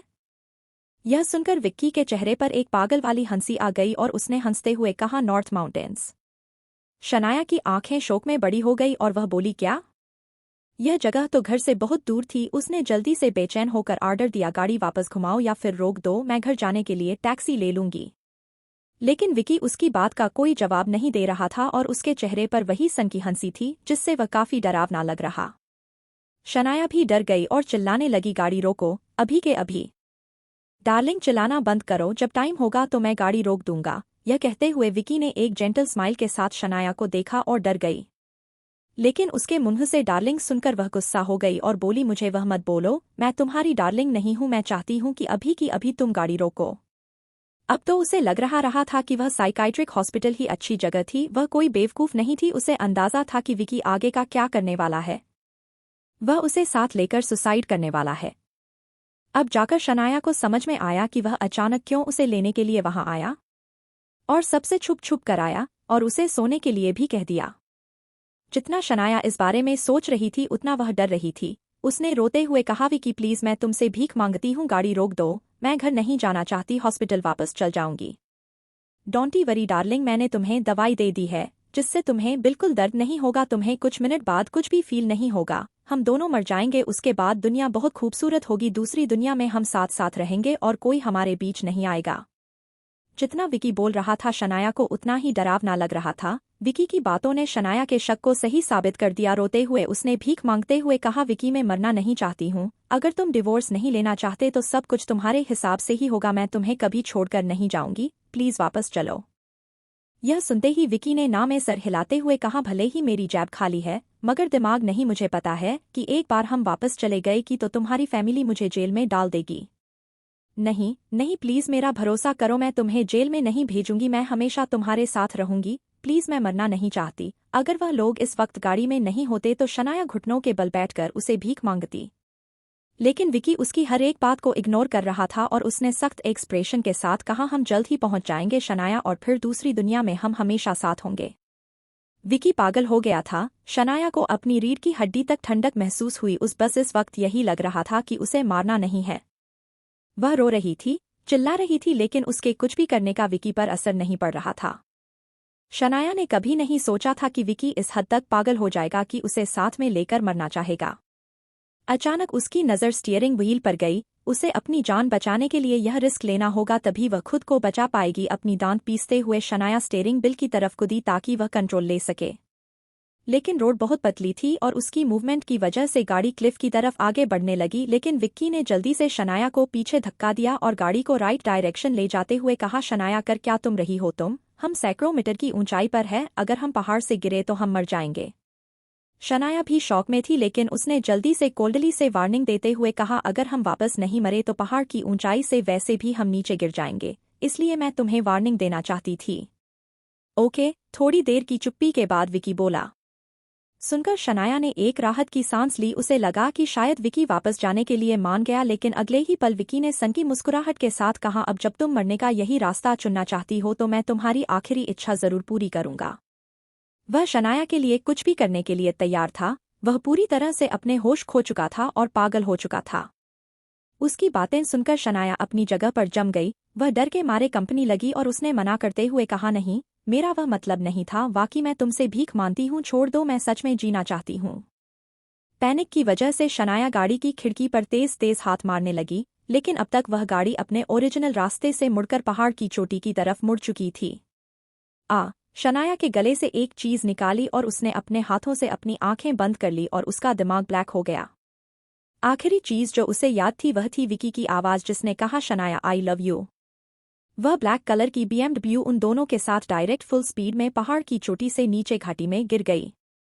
चारों तरफ शोर मच गया और गाड़ी एक्सप्लोड हो गई। आसमान में काला धुआं दिखाई देने लगा और फिर कुछ मिनट बाद चारों तरफ से शांति हो गई, जैसे कुछ हुआ ही ना हो। वहीं मुंबई यूनिवर्सिटी में अनाहिता अभी अभी क्लास में लौटी थी, लेकिन शेखर ने 9th क्लास का सिलेबस खत्म कर दिया था। वह अनाहिता को देखकर बोला, त्रिशा से पढ़ाई में मदद ले लेना और कोई भी सवाल हो तो मुझसे पूछ लेना।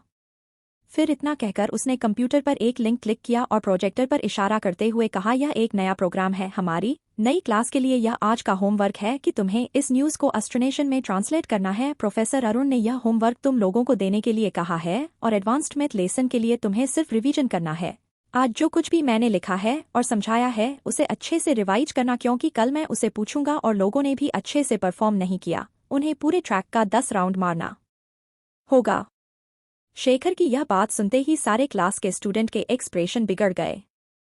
वह लोग इतना हैवी वर्कलोड नहीं झेल पा रहे थे, लेकिन इसके बाद भी किसी में इतनी हिम्मत नहीं थी कि वह कंप्लेंट कर सके, इसलिए सब लोग न्यूज़ सुनने लगे।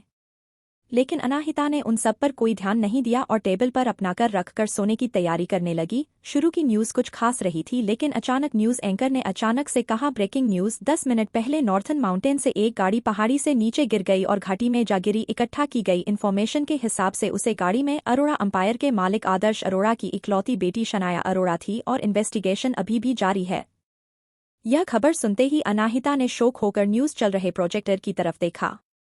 न्यूज़ के और में एक वीडियो था जो एक्सीडेंट साइट को दिखाया जा रहा था। उसे इमेज में चारों तरफ आसमान में काला धुआं फैला हुआ था और वहां पर एक एक्सप्लोरर कार थी। उसने सुना कि उसे घड़ी में 2 लोग थे और उसने जल्दी ही कनेक्ट करके सब कुछ समझ लिया। उसे तो लगा था कि उसकी खड़ी की गई प्रॉब्लम से विकी अभी अरोड़ा मेंशन और उन लोगों को मनाने में ही लगा हुआ होगा, लेकिन उसने इसकी उम्मीद बिल्कुल नहीं की थी। उसे विकी बहुत बुरा लगता था, लेकिन इस वक्त उस पर दया आ रही थी। उसने कभी उम्मीद नहीं की थी कि मायरा की 13वीं के साथ साथ उसे शनाया के भी अंतिम संस्कार में जाना होगा। अनाहिता के चेहरे पर काफी कॉम्प्लिकेटेड एक्सप्रेशन थे। आफ्टर ऑल वह अंतिम संस्कार में जाने के अलावा कर भी क्या सकती थी। उसे शनाया और विकी वाले मामले से दूर ही रहना होगा। अनाहिता अपनी इन्हीं सभी ख्यालों में गुम थी। तभी अचानक क्लास में एक तेज आवाज गूंजी, शेखर कर। अनाहिता ने उस आवाज की दिशा में देखा तो वह आवाज और किसी की नहीं, नायरा की थी, जो पूरे 24 घंटे से किसी को दिखाई नहीं दी थी, लेकिन इस वक्त क्लास के दरवाजे पर काफी एनर्जी के साथ खड़ी थी। आगे कहानी में क्या होगा जानने के लिए सुनते रहिए मिस्ट्री गर्ल अनरूड हीरो, और कमेंट और लाइक जरूर कीजिए जिससे हमें प्रोत्साहन मिले। धन्यवाद। एपिसोड 190, अनाहिता ने की फाइट। अब तक आपने सुना कि शनाया और विकी की मौत हो जाती है, जिसकी खबर अनाहिता तक भी न्यूज़ के जरिए पहुंच जाती है। अब आगे अनाहिता की भौहें आपस में सिकुड़ गए। नायरा और नताशा दोनों ही बुरे सपने की तरह थे जिनसे उसका पीछा कभी नहीं छूटने वाला था। वह अपने सो कॉल्ड बायोलॉजिकल फादर को ढूंढना चाहती थी, लेकिन उसके नाम से ही रुद्राक्ष की मॉम सुमित्रा जितना डर गई कि अनाहिता को इंसान की आइडेंटिटी प्रेशर होने लगा। इसलिए वह इस यूनिवर्सिटी में आई। वह यहाँ की एनवायरनमेंट की आदी होना चाहती थी और यहाँ के आसपास ठीक से नजर रखना चाहती थी और उस इंसान को ढूंढना चाहती थी। लेकिन यह 2 लड़कियां उसके लिए हमेशा मुसीबत खड़ी रखती रहती है। पक्का उन गुंडों ने अनाहिता के साथ कुछ नहीं किया, इसलिए नायरा कोई नया प्लान बनाकर आई होगी। इस बारे में सोचते हुए अनाहिता ने अपना फोन निकाला और एक मैसेज टाइप किया। वह मैसेज वह रुद्राक्ष को भेजने वाली थी, लेकिन वह तुरंत रुक गई और उसने कॉन्टेक्ट लिस्ट से राघव का नंबर ढूंढकर उसे मैसेज भेज दिया। अब जब रुद्राक्ष बहुत बिजी है तो वह उसे परेशान नहीं करेगी। दरवाजा पर खड़ी होकर नायरा ने शेखर को ग्रिट किया तो शेखर ने नाखुश होकर पूछा, तुम क्लास के लिए इतनी लेट कैसे हो गए? नायरा ने जवाब दिया, सर मैं कुछ काम कर रही थी, क्या आप मेरे साथ 1 मिनट के लिए बाहर आएंगे? मैं आपको कुछ इंपॉर्टेंट बात बताना चाहती हूँ। भले ही शेखर ज्यादा खुश नहीं था, मगर नायरा के लिए उसका अफेक्शन कम नहीं हुआ था, इसलिए वह चुपचाप नायरा के साथ बाहर कॉरिडोर में चला गया और वहां जाकर उसने पूछा, क्या बात है? सीधे पॉइंट पर आते हुए नायरा ने सवाल पूछा, सर आपने पहले कहा था कि जो भी स्टूडेंट फाइट में इन्वॉल्व होगा उसे कॉलेज छोड़कर जाना होगा, क्या यह सही है? शेखर ने हमें सर हिलाया और कहा, लेकिन तुम क्यों पूछ रही हो? सर यह देखिए, नायरा ने उसे दिखाते हुए कहा, क्या इसे एक लड़ाई कहा जा सकता है? क्यूरियसली शेखर उसके फोन में देखने लगा। उसमें एक वीडियो चल रहा था जिसमें एक लड़की काफी बुरी तरह से कुछ 10 आदमियों को मारे जा रही थी और आखिर में उसने एक आदमी के गार्डन के ऊपर नाइफ रखी। भले ही उसे वीडियो में कोई साउंड नहीं था, लेकिन उसे लड़की के एक्सप्रेशन ठीक से देखे जा सकते थे और कोई भी बता सकता था कि वह उस आदमी को धमका रही है। आखिर में वीडियो लड़की के चेहरे पर जाकर रुक गया। शेखर साफ देख सकता था कि वीडियो वाली लड़कियां अनाहिता है। उसका खूबसूरत चेहरा लाखों में भी पहचाना जा सकता था। जब नायरा ने शेखर के बिगड़ते हुए एक्सप्रेशन देखे तो बहुत मुश्किल से अपनी स्माइल को कंट्रोल किया और बोली, सर मैं कर बताती हूँ, यह सब मेरे दोस्त है। मैं आज लेट इसलिए हो गई क्योंकि मुझे इन सब का ध्यान रखना था। मुझे उम्मीद है कि आप मेरे दोस्तों को न्याय दिलाने में मेरी मदद करेंगे। शेखर की भौहें आपस में सिकुड़ गई। उसने बहुत सारे बुरे स्टूडेंट देखे थे, लेकिन अनाहिता उन सब से अलग थी। वह एक गैंग को इतनी बुरी तरह मार भी सकती है। न सिर्फ यह कॉलेज के रूल्स के खिलाफ था, बल्कि कानून के भी खिलाफ था। वह थोड़ा फ्रस्ट्रेटेड था, लेकिन कहीं ना कहीं खुश भी, क्योंकि इस सिचुएशन में प्रिंसिपल भी अनाहिता की मदद नहीं कर पाएंगे। गहरी सांस लेते हुए उसने फोन पर अपनी पकड़ मजबूत की और नायरा से बोला, क्लास में वापस जाओ, मैं तुम्हारा फोन कुछ टाइम के लिए ले रहा हूँ और प्रिंसिपल सर के पास जा रहा हूँ, और वह कुछ करे ना तब तक किसी को मत बताना, स्पेशली अनाहिता को। नायरा ने हाँ में सर हिला दिया। वह कोई बेवकूफ नहीं थी जो अनाहिता को इस बारे में बताएं। अगर उसने ऐसा किया तो अनाहिता रुद्राक्ष की मदद ले सकती है बचने के लिए। इस वीडियो रिकॉर्डिंग को निकालने के लिए ही वह क्लास में लेट आई थी। अनाहिता ने समझदारी से पहले ही काफी सारी सर्विस कैमरा की फुटेज ब्लॉक कर दी थी, लेकिन नायरा काफी लकी थी। उसने एक हैकर की मदद से यह रिकॉर्डिंग निकलवा ली और उसे थोड़ा एडिट भी कर दिया। वहीं शेखर को कोई अंदाजा नहीं था कि नायरा क्या सोच रही है और उसे क्लास में वापस जाने के बाद वह फोन लेकर डायरेक्ट प्रिंसिपल ऑफिस की तरफ बढ़ने लगा। उसे किसी भी कीमत पर अनाहिता को बाहर निकलना था। वही प्रिंसिपल ऑफिस में प्रिंसिपल दीक्षित और डिन दोनों मिलकर कल की पार्टी की तैयारी कर रहे थे। तभी अचानक दरवाजा तेजी से खुला। जब सबने सामने देखा तो वहां शेखर काफी गुस्सैल एक्सप्रेशन के साथ खड़ा था। प्रिंसिपल दीक्षित ने पूछा, शेखर तुम्हारे एक्सप्रेशन, क्या कुछ हुआ है? शेखर ने ज्यादा घुमा फिरा कर बात नहीं की और फोन उन्हें देते हुए कहा, सर यह वीडियो देखिए और जब खत्म हो जाए तो प्लीज अनाहिता को इस कॉलेज से एक्सपेल कर दीजिए। आप वीडियो से देखकर समझ जाएंगे कि आज मैं यहाँ क्यों आया हूँ। यह कोई छोटी गलती नहीं है। उसने ऐसा कुछ किया है जो कानून के खिलाफ है। कानून के खिलाफ, यह शब्द सुनते ही प्रिंसिपल दीक्षित ज्यादा कुछ नहीं बोले और वीडियो देखने लगे और वहां खड़े डिन भी वीडियो देखने लगे। वीडियो खत्म होते ही डिन और प्रिंसिपल दीक्षित दोनों ही हैरान हो गए। डिन ने पहले चुप्पी तोड़ते हुए कहा, क्या यह हमारे कॉलेज की स्टूडेंट है? प्रिंसिपल दीक्षित ने अपनी आंखें बंद कर ली। बात सिर्फ इतनी नहीं थी कि कॉलेज के पीछे अनाहिता ने कुछ लोगों से लड़ाई की, मगर उसने उन सभी लोगों को बहुत बुरी तरह मारा भी। उनके एक्सप्रेशन देखकर शेखर बोला, सर अब तो आप उसे बाहर निकाल देंगे, राइट?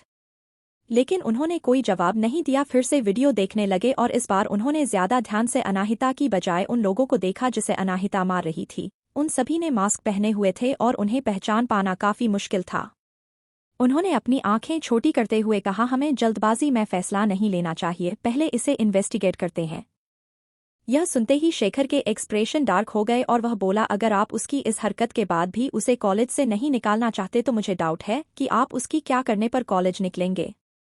बिना कुछ कहे प्रिंसिपल सर शेखर की आंखों में देखने लगे। इस वक्त वह बिल्कुल हंसी मजाक करने वाले प्रिंसिपल दीक्षित नहीं लग रहे थे। उनका ऑरा आप बिल्कुल स्ट्रांग हो गया था। क्या तुम्हें समझ में आता है कि मुंबई यूनिवर्सिटी से किसी स्टूडेंट को एक्सपेल करने का मतलब क्या होता है? इसका मतलब है कि कोई भी और कॉलेज उसे कभी एक्सेप्ट नहीं करेगा और उसकी पूरी लाइफ बर्बाद हो जाएगी। हम किसी भी बिना सबूत के उसे इस तरह नहीं निकाल सकते, उसकी जिंदगी बर्बाद हो जाएगी और मुझे लगता है कि यह टीचर्स मेथड के खिलाफ है। यह सुनकर शेखर एक्सप्रेशन चेंज हो गए और उसने अपनी भौहें आपस में सिकुड़ते हुए उनकी बात से इनकार करते हुए कहा, यह वीडियो ही एविडेंस है उसके बिहेवियर का। अब आपको कौन से एविडेंस की जरूरत है? ऑब्वियसली हमें इस फाइटिंग का कारण पूछना होगा। अगर उसने यह सब सेल्फ डिफेंस में किया हो तो यह इम्पॉसिबल है, शेखर ने चिल्लाते हुए कहा। उसकी स्किल्स को देखिए, क्या वह सेल्फ डिफेंस की तरह लगता है? वह अकेले ही सबको मारे जा रही है। मैं पूरा यकीन से कह सकता हूं कि यह कोई गलती नहीं है। ओके, प्रिंसिपल दीक्षित ने हाँ में सर हिलाया और बोले, अगर आप गलत हुए और अनाहिता सही हुई तो कल पार्टी में पूरे कॉलेज के सामने स्टेज पर जाकर आपको उससे से माफी मांगनी होगी। क्या आप ऐसा कर सकते हैं? उनकी बातें शेखर बिना हिचकिचाहट के मान लिया। उसे बस इस बात का डर था कि रुद्राक्ष सिंघानिया की वजह से प्रिंसिपल सर इस मामले को इग्नोर कर देंगे, लेकिन अब जब वह इन्वेस्टिगेशन करना चाहते हैं तो यही उसके लिए काफी है। उसके पॉइंट ऑफ व्यू से अनाहिता कभी सही नहीं होगी और ऐसी स्टूडेंट को मुंबई यूनिवर्सिटी में रहने का कोई हक नहीं है। वही क्लास में अनीता बोर होकर उबासी ले रही थी और जब उसने आसपास में असर नजर घुमाई तो उसे नायरा के चेहरे पर एरोगेंट लुक दिखाई दिया, जिसे देखते ही अनाहिता डेविल स्माइल के साथ उसे देखने लगी, जिससे नायरा तुरंत डर गई और दूसरी तरफ देखने लगी। ठीक उसी वक्त क्लासरूम का दरवाजा खुला। एक्साइटेड होकर नायरा ने उसे तरफ देखा और अनाहिता और बाकी स्टूडेंट्स ने भी। सबसे पहले शेखर उनके अंदर आया और उसके पीछे प्रिंसिपल दीक्षित और डिन, और सबके चेहरे के एक्सप्रेशन खराब थे। यह देखकर अनाहिता के चेहरे पर एक डेविल स्माइल आ गई। वह इसी चीज का तो कब से इंतजार कर रही थी और फाइनली वह लोग आ गए। अनाहिता, कल रात जो कुछ हुआ है उसके ऊपर हमें तुम्हारा एक्सप्लेन चाहिए। कल कॉलेज की बैक गेट के पास जो गैग फाइट हुई थी वह क्यों हुई थी? उसका जवाब चाहिए, शेखर ने बहुत बुरी तरह से अनाहिता घूरते हुए पूछा, जिसे सुनकर क्लास में सभी लोगों के मुंह हैरानी से खुल गए और नताशा की आंखों में चमक आ गई। Gang fight? क्या अनाहिता खुद अपनी मौत को इनविटेशन दे रही है? फाइटिंग के लिए उसे कॉलेज से एक्सपेल किया जा सकता है? यह बहुत अच्छी बात है। बिना उसके कुछ किया ही अनाहिता को मुंबई यूनिवर्सिटी से निकाल दिया जाएगा। नताशा जब यही सब सो रही थी तो उसके बगल में बैठे क्लासमेट को वह देखकर बोली, अनाहिता एक स्टूडेंट होकर ऐसा कैसे कर सकती है, मुझे तो यह बहुत ही बुरी बात लग रही है। लेकिन उस लड़की ने उसे घुरकर देखा और कहा, क्या हम सबने नहीं देखा कि पहले दिन से ही शेखर सर अनाहिता से नफरत करते हैं? किसे पता वह सच बोल रहे हैं या झूठ। नताशा का चेहरा काला पड़ गया। तभी बाकी स्टूडेंट भी बोलने लगे, अनाहिता ने फाइट की, ऐसा कैसे पॉसिबल हो सकता है, वह तो हमेशा कितनी शांत रहती है। मुझे लगता है यह कोई गलतफहमी है। क्या शेखर सर अनाहिता को फंसाना चाहते हैं? अगर ऐसा है तो यह बहुत बुरी बात है। नताशा के एक्सप्रेशन और डार्क हो गए। उसने उम्मीद नहीं की थी कि सब लोग शेखर की बातों की जगह अनाहिता पर भरोसा करेंगे। वही वीरेन और अद्विक परेशान होकर अनाहिता को देख रहे थे, लेकिन जब उन्होंने उसे इतना रिलैक्स देखा और उन्हें शांत रहने का इशारा करते हुए देखा तो वह समझ गए कि चीजें कंट्रोल में है। उन सारे स्टूडेंट की आवाज तेज होती जा रही थी, जो शिखर के भी कानों तक पहुंची और उसने तेज आवाज में चिल्लाते हुए कहा, चुप हो जाओ। सब लोग शांत हो गए। शेखर आगे कुछ बोलना ही वाला था, तभी प्रिंसिपल दीक्षित ने धीरे से उसे याद दिलाया, इस मैटर को लेकर जब तक हम पूरी तरह क्लियर नहीं हो जाते तुम पूरी क्लास से कुछ नहीं कह सकते। पहले हम अनाहिता को ऑफिस में ले जाकर उसे इस मैटर के बारे में बात करते हैं। नहीं, शेखर जो गुस्से में पागल हो रहा था वह चिल्लाया, सर आपकी सोच से भी ज्यादा खतरनाक है वह लड़की और मैं उससे अभी के अभी सच जानना होगा, वरना वह कोई बहाना बना देगी अपने बिहेवियर के लिए। प्रिंसिपल दीक्षित की एडवाइस सुनने की बजाय उसने डायरेक्टली नायरा का फोन प्रोजेक्टर से कनेक्ट कर दिया और वीडियो रिकॉर्डिंग सबको दिखाने लगा। वह वीडियो देखते ही पूरी क्लास शांत पड़ गई और नताशा ने अपने बगल में बैठे हुए लड़की को देखकर कहा, यह वीडियो भी तो झूठ नहीं हो सकता, इसे देखने के बाद भी तुम्हें लगता है कि सर झूठ बोल रहा है। उस लड़की की भौहें आपस में सिकुड़ गई, लेकिन वह कुछ नहीं बोला। सब लोग अनाहिता को अलग नजरों से देखने लगे। मुझे भरोसा नहीं हो रहा कि अनाहिता लड़ाई कर सकती है, और उसके अलावा वह वीडियो में बहुत बुरी तरह से उन लोगों को मार रही है। मुझे लगता है कि उसे कॉलेज से निकाल दिया जाएगा। आगे कहानी में क्या होगा जानने के लिए सुनते रहिए मिस्ट्री गर्ल अनरूड हीरो, और कमेंट और लाइक जरूर कीजिए जिससे हमें प्रोत्साहन मिले। धन्यवाद।